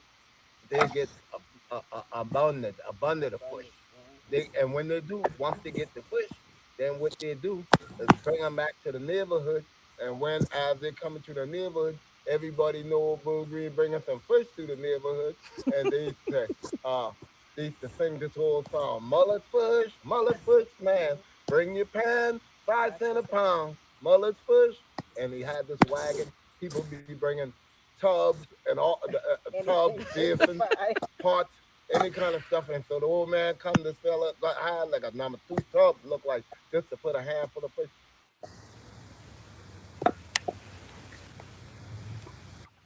And I want to say this. Wow. I'm glad you posed that because I want to say this to my southern black. I want to say this to my southern family.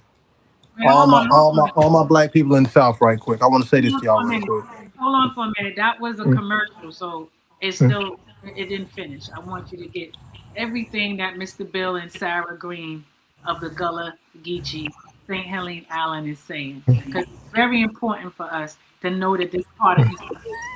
Man.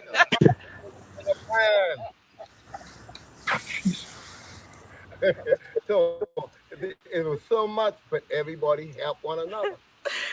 And I remember when Fish was the soul of the to the line.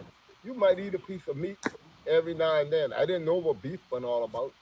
You get a piece of chicken uh, on a Sunday. Most time they ever would cook them on Sunday. Then if the preacher get there first, you ain't gonna get nothing at the back or the neck. See, but the thing about it is, I've been almost a growing fella before I found out chicken had a leg. You better come on. That is so true, though. The preacher get there first or the deacon get there first, they get all the best part. My grandma stopped But that. that's and but then the deacon come through, They talk to the family, find out who working or who ain't working, who going to school, what the children doing, and they need to talk to. and if they need to talk, and special, they used to have them days what they call it the what the bad what bad Bad seed. seed. The deacon used to have the bad seed. You have one kid in the neighborhood that's always doing wrong, causing all kind of trouble. They come talk to you 2 or 3 times. Deacon and the elders used to keep the bad seed out of the neighborhood. So them kids, you might they laugh and talk, be wrathful and fight one another. After we finish, get off, go eat lunch together Play. and play. So man, it's so much stuff that these kids need to learn. So that's what really, That's the loving kindness yeah, that we're talking yeah. about. So Yeah. that's one of my mottos. Our motto. Our motto is Yes. one of our motto is loving kindness, tolerance, And patience. and patience. And when you connect to them three, Mm-hmm. see, peace and wisdom come right behind them every Yes. time. Yes. You Yes. know, but if you can get them to do that, and our tolerance, when they learn to understand tolerance, it's just like understanding flaws. You know Mm. how to seek through all of it before you Yeah. touch. So we thank you from the bottom of our hearts, but the fight has just begun. We end this for the long haul. Policy changes. We got to get everybody involved because land, no more Gullah people land to be lost from any island up and down the coastal South Carolina, Georgia, Florida, and North Carolina, because those are sacred lands. They must be preserved and No, saved. it's called. Yes. And I'd like to add something. I studied the Gullah people. I did research,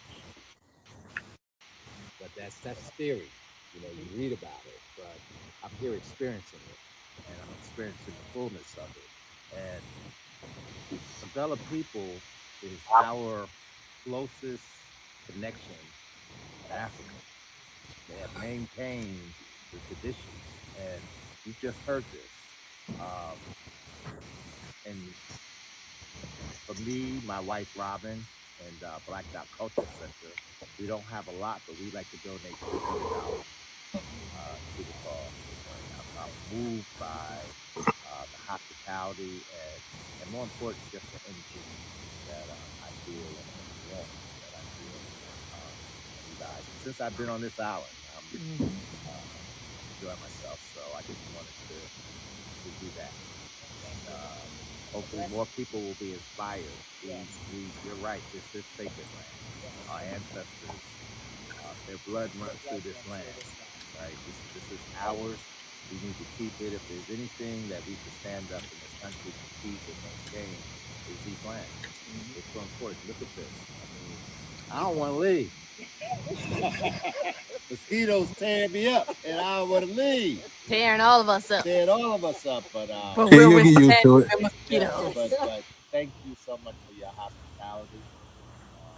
And anything that I can do, I'm a phone call away, and I don't mind driving. It's what 4.5 hours Mm-hmm. from here to Atlanta, so I'm part of that fight with you. Brother, you're with us. Thank you. Thank you.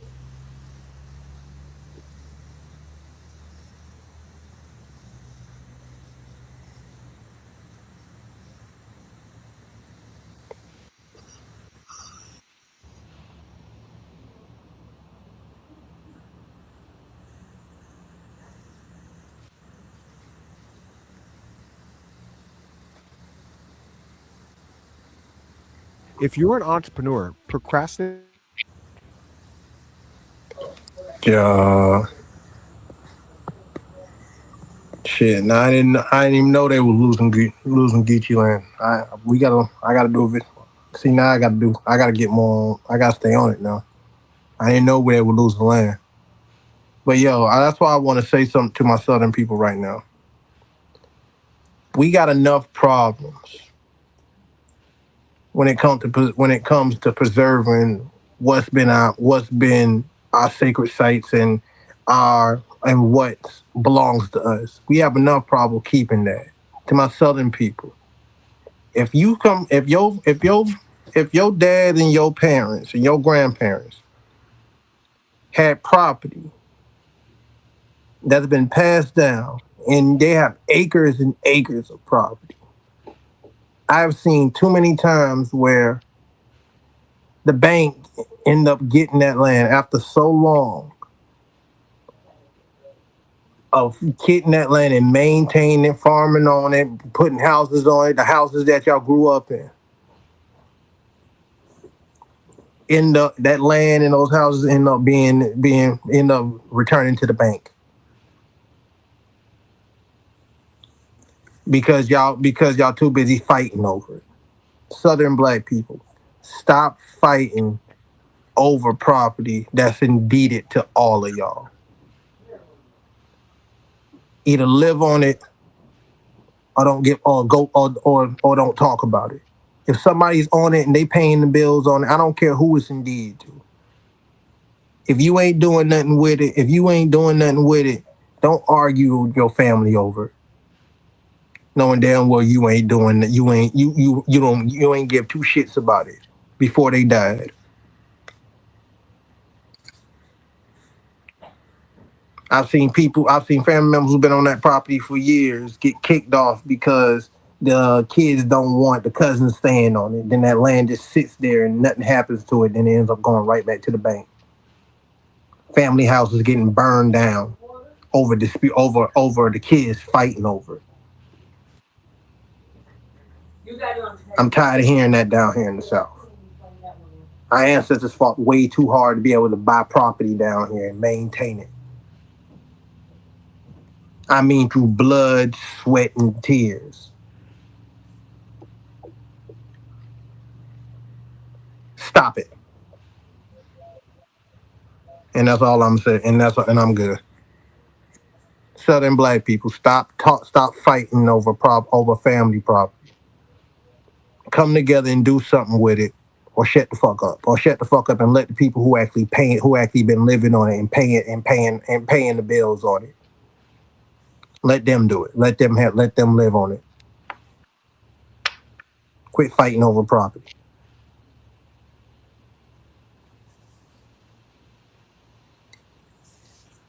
Ashe. And I don't even need to add on to it because you said enough to get them thinking, get their wheels spinning. So remember I told you that Mr. Bill Green have a restaurant called Gullah Grub? Mm-hmm. Well, here's a little brief video of him in his restaurant doing his thing.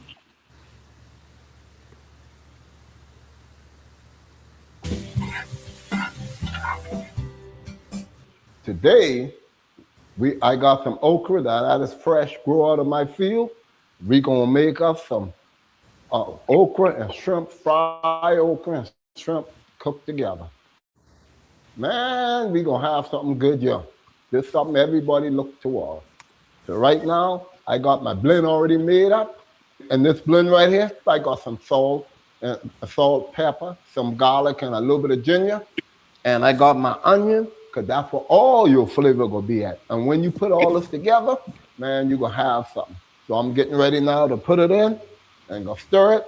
Then we add our shrimp to it and let it cook for a little while and take it back out. Then we add the okra. Right now, this is what I'm gonna do.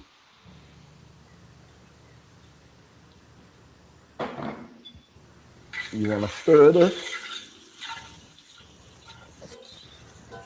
You get it like that a little bit. Now I'm gonna add my shrimp so you catch all that flavor.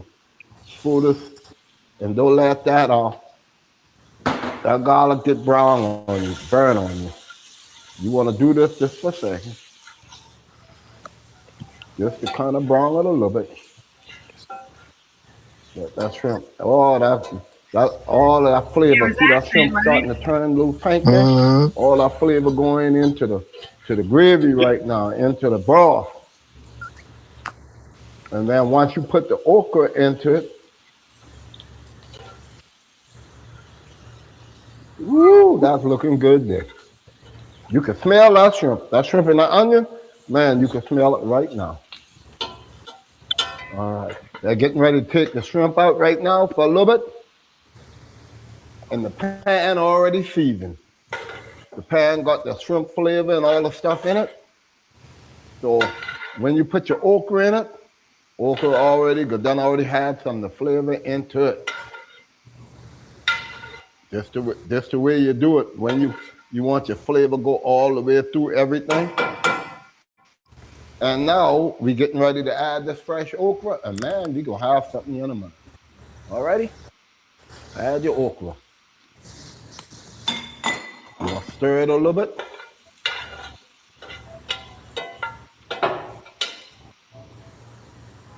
Put about a half a cup of water to it, just to help get a little steam.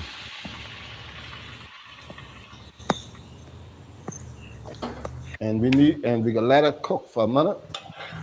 Stir it. Get that flavor all through it. Right now, you might some of that shrimp flavor already going into the okra. Yes, sir. Right now, the shrimp flavor going into the okra. Now I'm gonna add the lid to it and let it steam right there and cook for about 2 to 3 minutes. And then we can add everything back to it.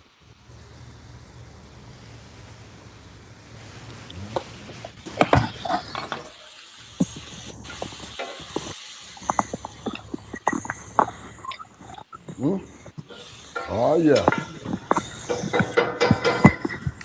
Ready to add the shrimp to it.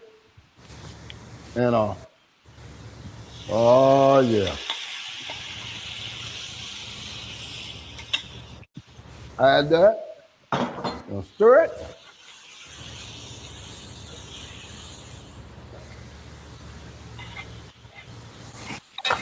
I gotta add a tiny bit of water to it, to a half a cup, and then let it finish, and boy, we should have something.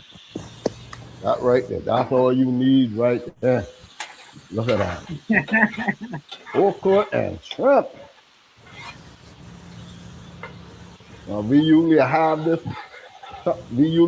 this over rice, and some people will take cooked rice and put it right into this right here and have it all in one dish. Oh boy, look at that there. Boy, I know we got something here good today. Let me see if some of this flavor going into that okra.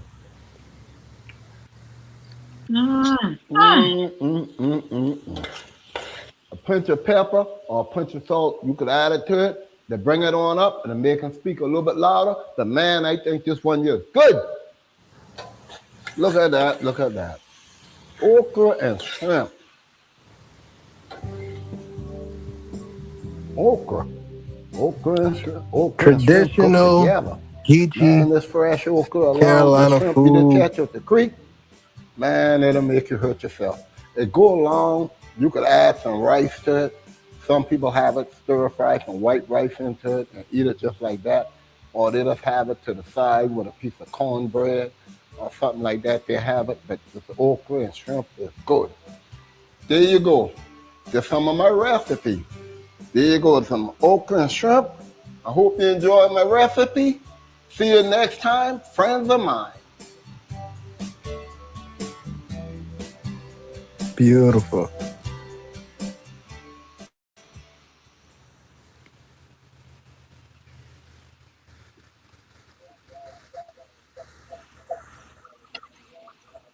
See, I can't get enough of Mr. Bill Green and Sarah. Yeah. Now you're gonna show you how to make yellow grits.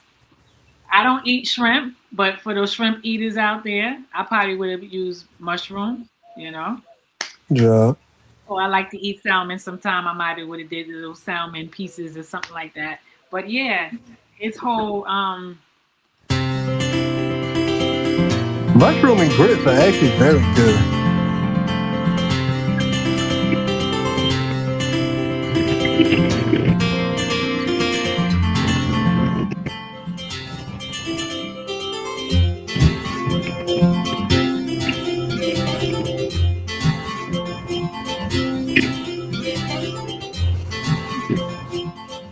shrimp and rice. The favorite dish that my mother them used to like to make, and that's on a Sunday morning, man. On a Sunday morning, you have some nice a nice shrimp and gravy over a hot plate of grits. Oh man, it's just like you in heaven, man. I mean, it's so nice and it is so good and something that we used to. And don't mustn't have a biscuit or something on the side of it. Gracious Pete, man, you think you might hurt yourself. And another dish too they used to like to make during the middle of the day. Sometimes they take a little of that shrimp and stir fry it in a little bit of onion. Put that shrimp and a little bit of onion and mix the shrimp and rice together. Oh man, that's a dish you got. Man, you couldn't. But now, let me tell you now, the Cadillac, and sometimes you would find that even on a Sunday, if you be able to saute some shrimp and okra together. Ooh, man, that shrimp and okra and it make you hurt yourself. Shrimp and grits with the gravy. That's what I'm talking about. That's old shrimp and grits. Onion a little I bit don't know what crunchy. that crap is you And see on TV then you now. That add the loose ass, shrimp. that loose Like to show you ass, how to do it the golf style way. that Most loose, people that just loose ass make shrimp all sauce you kind see of on glue and TV all when kind you of see different people things. I'm making gonna show shrimp you and how to grits. make the Nah, that flavor gravy supposed to be stay in thick. the When you gravy. put gravy on All your grits, right, it's I'm gonna supposed to be start by thick. stir frying some onion. I'm gonna show you how to Right. make color Gravy on style. your grits is supposed to Make be color style. thick. And I'll tell you I This is what, don't the know one it with where smells. these people get this I loose smell gravy from. every bite. right. If it's supposed to be on your grits, it's supposed to be thick, almost it's Lord almost thick as side. your grits. Lord side. All right, that's And I enough love how we onion. put onion in everything, man. Onion just makes everything so I'm much gonna get better. this onion kind of Oh yeah. sizzling He's doing the around. white grits. I thought he was doing the yellow grits. There's another one where he's showing how to make the yellow grits. This is the It's original not grits. much different. The shrimp and gravy, you Yeah, but don't the need yellow was much. better. You don't need much on the shrimp and gravy, because nothing but a little onion, salt, and pepper, and you know what you're doing with some good old low country shrimp, that nice brown shrimp. Man, that smells that Roman. You can smell them a half a mile away. Everybody smell them, go run to your house. What? What's this right here? And man, now the onion will start making a little smell. We get the onion smelling. Hear that onion? Oh man, it's getting ready. Like I tell you what now, we can add a little seasoning to them because everything got to cook together. All right, Everything. I'm gonna start off with a little bit of garlic, just Got a his pinch of cast garlic. iron pan. Oh yeah, give me that garlic. Put that garlic in it, While man. it cooking, you No, got to do it nothing all ain't good together. without garlic. A little bit of garlic.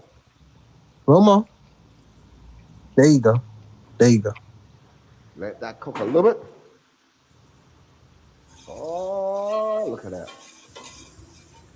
Let it cook together. That's what you want. Now a lot of Right now people we will putting the tell flavor you together. that you have to throw salt, Show that you y'all can how to throw make salt to cauliflower help your shrimp and gravy. onions All cook them people slower. that call But themselves to make actually, this and make that. garlic can No, help you man, break this your the onion real way down to do too. it. Yeah, Bill Green. What? Man, y'all gonna love this, yeah. So I'm gonna put a little shot of pepper in it. Kind of boost No them more. up a little bit. Just get them ready to start with. All right.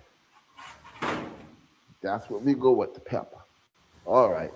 While that cooking, we get a handful of shrimp. That's what you got to do with your shrimp now. That's what you want right there. A little bit of garlic, a little bit of salt. You just be careful with your salt.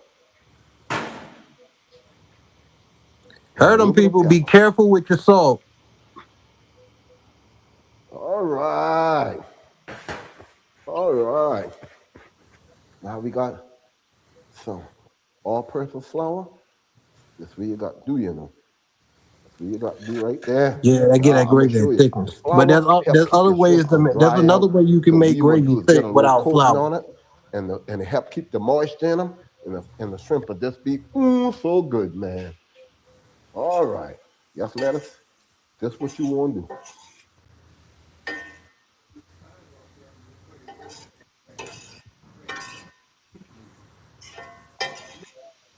Man, and it make, you can smell them coming out now. See that shrimp starting to getting a little pink there? Oh, you can smell it now. Everybody know you cooking shrimp and gravy now. You done smell them. And along with that onion, oh man, you know where your heart said, what?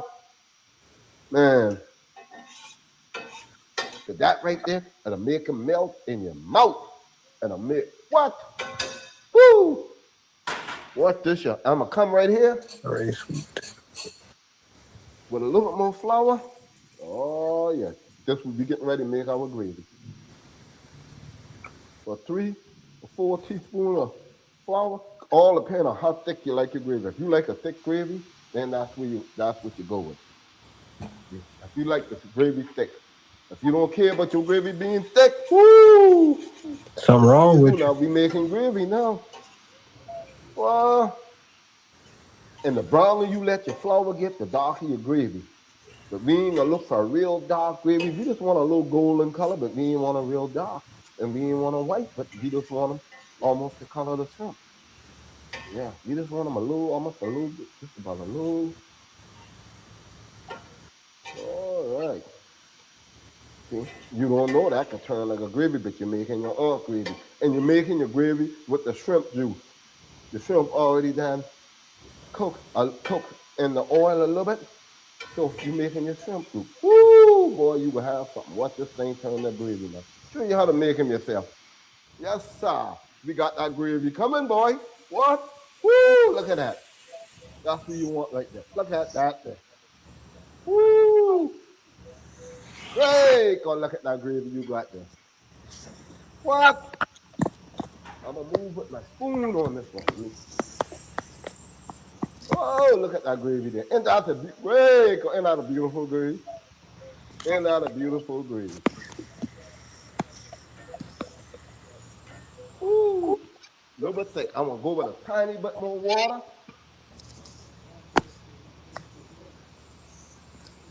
All right.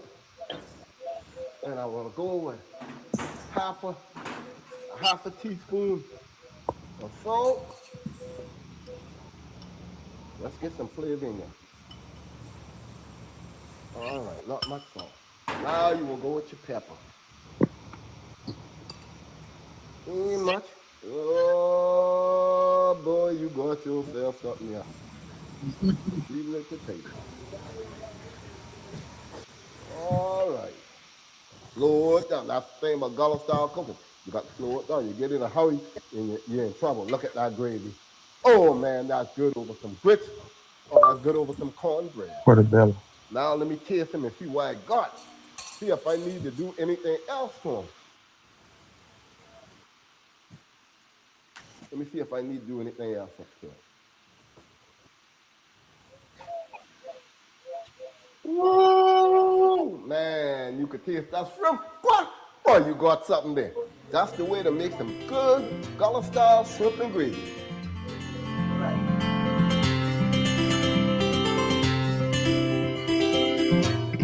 Sounds great.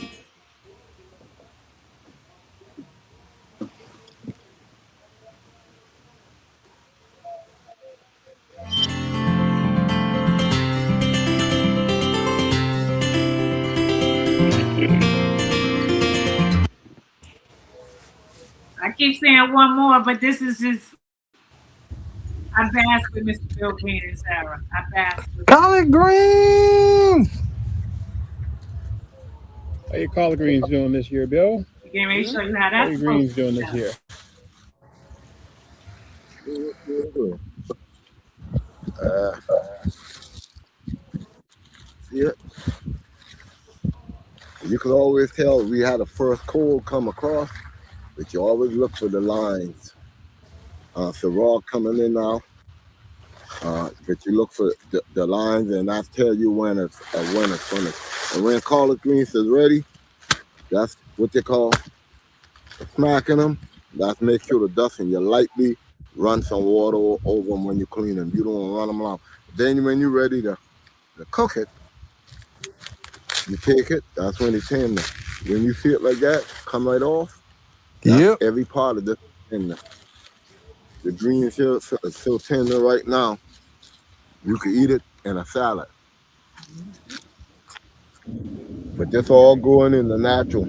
Ain't no 10, 10, 10 or none of that kind of stuff on it. Or some Epsom salt. Some Epsom salt. Side dress it or put some fish emulsion in the water and then spray the leaves. Yeah, it's some different time. Why you see some smaller than the next one is because we put in different at different times, and that way you got something strong coming the whole time. we still waiting for our first big hard frost. So He's like, what's the best season for collard greens? I know nowadays because of hot houses, they're growing them all year round. But true farming, the true farmers start. You want to probably start eating your first collards right about now. in Coming December? up for Thanksgiving, November, Thanksgiving. That's one of the. I mean, everybody. You go there, everybody got collard greens cooking right now, and right now you won't catch them. But if you're at a place where the frost hit it, and hit it right, then that's when collard greens you can eat it in a salad too. See, not only and that way, then you could practice cooking it. You could if you do it the Gullah way, the boiled way, it usually take a while, but it don't take as long, especially when the frost. But if you try to eat collard green out of the season, then you know you got to cook a long time and you got to know what you're doing. You got to know when to cut it on and know when to turn it off. In other words, you could turn the mush or water before you get it where you want it. You think it's so well? Oh yeah. This is you see the little purple. This has got a little bit of frost hit it right there when you see that little purple. See, it's a little darker than the others. Yeah. That's from that first little frost. Yeah. And that's see always that means that it's and that softer. always tell you the signal that the greens is ready. Most people when they see that little purple come on it and coming around it, they always say, "Oh, something done happened to me. Ain't good." So I have known farmers try to cut the whole field up because they had the purple around them and they didn't know about it until I went up there. And Columbia went up there after he gave me a couple truckload, and after I cook it, see that's in the end of mine. I can never get no more collard green from that man. You look at the veins in between the stem, and see it's the darker and the bigger they are compared to a smaller one like this. Yeah, and the lighter in the color. See the difference. And you're looking for those veins in between the larger veins as well, that they already finished developing. These are developing. This one is finishing. Good. But what's so special about them is special right after a frost come through, and sometimes you first like you got that kind of purple tone to be coming, but then after a while you get that ring around the edge. When you get that ring around the edge, that's telling you he as good as he ever gonna be. Yeah. Like that little kind of a whitish ring, or that dark reddish. Be more like a purplish. See this purplish color here? Yeah. Oh, I see there. Yeah. See, and that's telling you that green is still finished. Right now, you could almost put them in a salad. That's telling you when it's ready. It's ready. And see, and what it'll do, as the older it gets, it gets darker. Take a bigger space, take darker. When it turns cover all the way purple, then that's when, you done finish out. You almost past your time. That's everything going on there. But when he first get that little one, he could go. You could likely rinse them whole, but that's the best time to lightly rinse them. When you're not lightly rinse them whole, then you take this right here, take your hand, put it down, and and that's the way you want to cook your greens. And if you rinse them again, you can rinse them and pull them up. Nothing hardly go into the water. But if you take this greens and do this here, and pop it up like that there, and try to rinse them in the water, all your nutrients come in the water. Your water turn green, and when you taste the greens, you can know what you will know what you'll be eating, because the flavors be different, completely different. All the mineral, everything I'm drawing out of.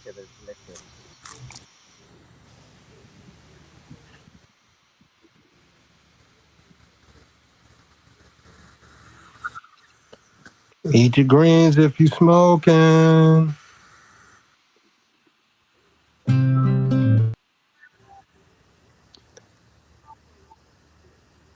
Yeah, I could just keep going, so I had to stop it.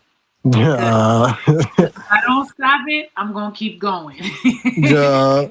Then you're gonna hear him talking about how he taught himself how to plant the red rice, and he's showing you his rice farm, and giving you the African story of where he got the inspiration from and how he knew how to do it without reading a book or getting instructions. and then he's gonna show you the greenhouse and all of that. So we could probably save that for a Gullah Geechee podcast moment Right. because he has a pantheon of videos. That's what's up. I'm gonna go subscribe to him. Yeah, he's in St. Helens Island. So how far is that from you? Shit. Let's find out. Huh? Let's find out. Let's see. Did you see his? Did you see St. his? Helens Island. Did you see his collard green garden? Damn right I do. What rows of it? Looking healthy and St. strong. Helens Island. Let's see.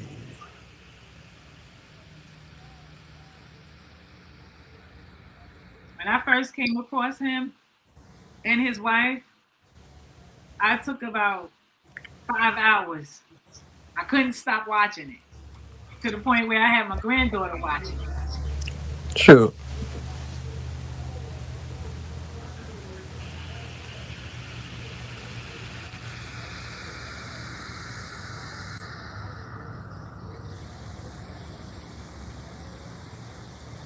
Damn, I probably got too many devices going. Now my phone, now it's going slow.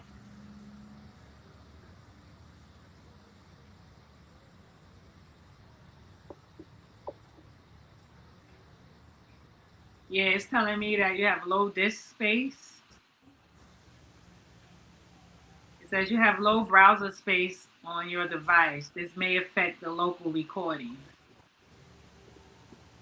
So that's probably what's happening. Jump. But I think you probably about 2 hours, right? From the island.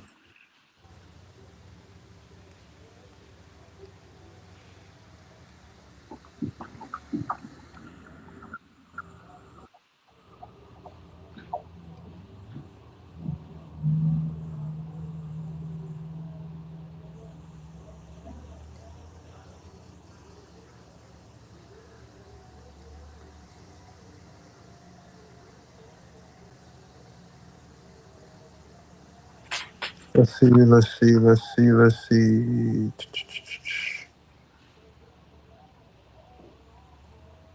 Oh, slow fuck.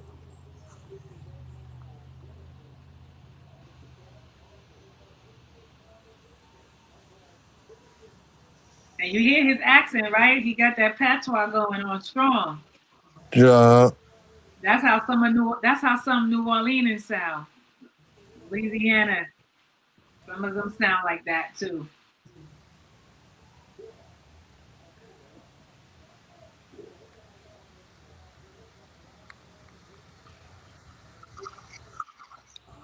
How long it say?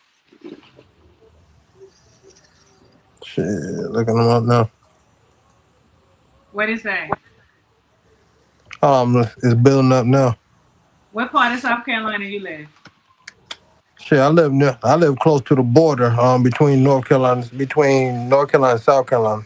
Or what's the name of the Dillon town? like right there. Like Dillon's like right there at the border. Dillon? Yeah. Dillon County is right there at the border. I'm 3 hours away. Yeah, I did say 2 hours. Yeah, 2-3 hours. Shit, that ain't far. That's like going to Sumter or Chester or Charleston. Right, and it'll be worth it. Shit. It's well worth it.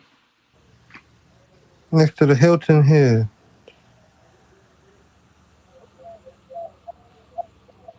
3 hours and 11 minutes.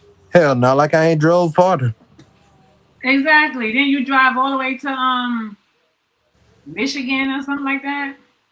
Shit, Indianapolis. Hello, Moto. Yeah. Hold on.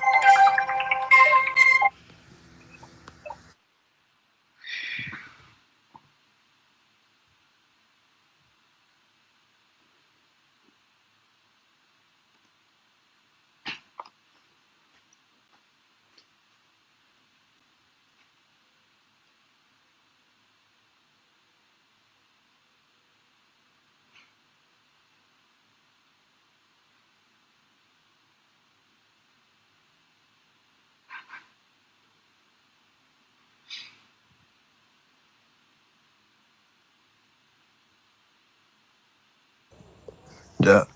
My cousin see him. My fault, y'all. My cousin see I'm over here, so they trying, so they want me to, so they trying to see if I'm gonna come over there or not. Yeah. Okay. Well, we can always like I said, we're gonna do a part 3 for the FB debunking FBA. I'm looking towards Yeah, the Thursday. I don't want people to get the wrong idea of what FBA was supposed to be. Because if these crazy motherfuckers on here doing all this this unnecessary shit, then yeah, that's gonna make that shit look bad. And this is it's not supposed to be about us separating from each other. It's just it's about delineation. It's just another. It was supposed to be just another way of saying Black Americans. Like just so when it's so Uncle Sam can't play no damn games when it comes to paying us. Cause they'll play that game talking about some, well, we don't know who to pay. Well, motherfucker, yes you do. Quit the bullshit. Pay Black Americans. Well, who's a Black American? You know, the original, the ones who been since the 1800s. Us, motherfucker. That's what that was supposed to be. All this other crazy shit y'all motherfuckers doing online is unnecessary. What is this nonsense? You're not separating from Africa. We're not separating from Africa. What kind of crazy shit is that? Who are you crazy motherfuckers? Probably you Moors who just bandwagoning on some shit. What shit? We gonna get on that. We gonna get on that because we gonna get on that. Cause I don't like shit like that. So we gonna get on that. All right. So much thanks for watching, everyone, and see you next time. Another episode on Real Radio Talk, Real Voice and Radio, and we're gonna keep the Gullah Geechee podcasting going. Today we see how important it is to share that history, show little videos in real time. You know what I'm saying? That we're here, we're holding up the culture. We have no problem connecting to the continent. You know what I'm saying? And the next time we get on the Gullah Geechee podcast, I'm going to play the video where Mr. Bill Green is talking about his ancestors from Africa and how he learned how to plant the red rice and all these different things that's going to bring us back to the remembrance and the memory of who we are and where we come from. And I think the Gullah Geechees are a prime example to do that. You know what I'm saying? To present it in such a way. And they're always open for visitors and things like that. So we have to keep the culture alive. We have to be the gatekeepers and the wisdom keepers of these type of knowledges and stuff. You know, and they talk about how everybody used to stick together back in the day. If someone go fishing, they bring in fish for the whole community. We need to bring that back to remembrance because people think that we never had that. And we did have that. And we had it in abundance with no problem. You understand? So even hearing him speak like that shows that there was a time when we worked in unison. We worked in harmony with each other. We shared with each other. If you had the collard greens, I had the shrimps. If I'm cooking and you smell my pot, you come and eat. You get me? So damn right. I think that they're a prime example. And in the story that your mother told you about when they had the rent parties in Harlem, New York, we need to bring these stories back. You understand? Because our youth are going astray and believing stuff that's not even real, not even true. So if we come together and bring these type of things to the forefront, we can pretty much start waking people up, you know? That part.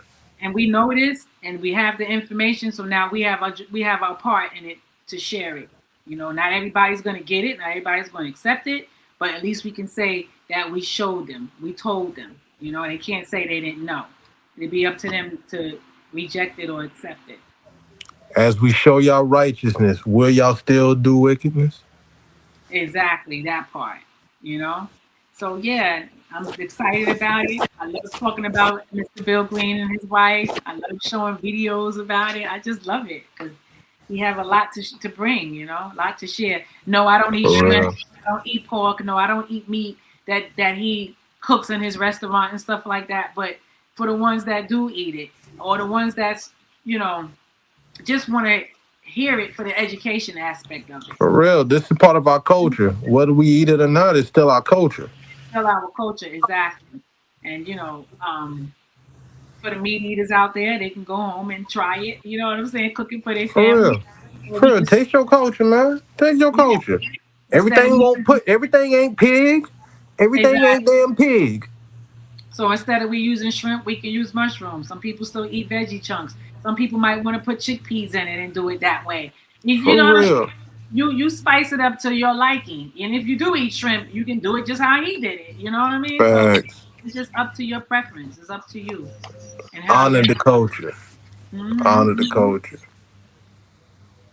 Oh yeah, and he got so many stories to tell. He was invited to Colorado. They called him the animal whisperer because he just had a way with the horses and the animals, and he talked about his experience there, how he trained the dogs to do hunt the hound dogs to hunt. He got a method in how he did that. I mean, he got a wealth of knowledge in him. He's a walking storybook, a walking storybook, walking storybook. So yeah, I give thanks for everybody watching and listening. Be sure to like, share, and subscribe to the channel and hit that notification bell so you can be up to par on our next time we podcast, which will be next week, probably Thursday or Friday or something like that. But we definitely doing a FBA debunk part 3. Peace and love and gratitude. Be safe. Ashe. Alafia, all those blissful greetings that we use. Yeah. Bless it, people.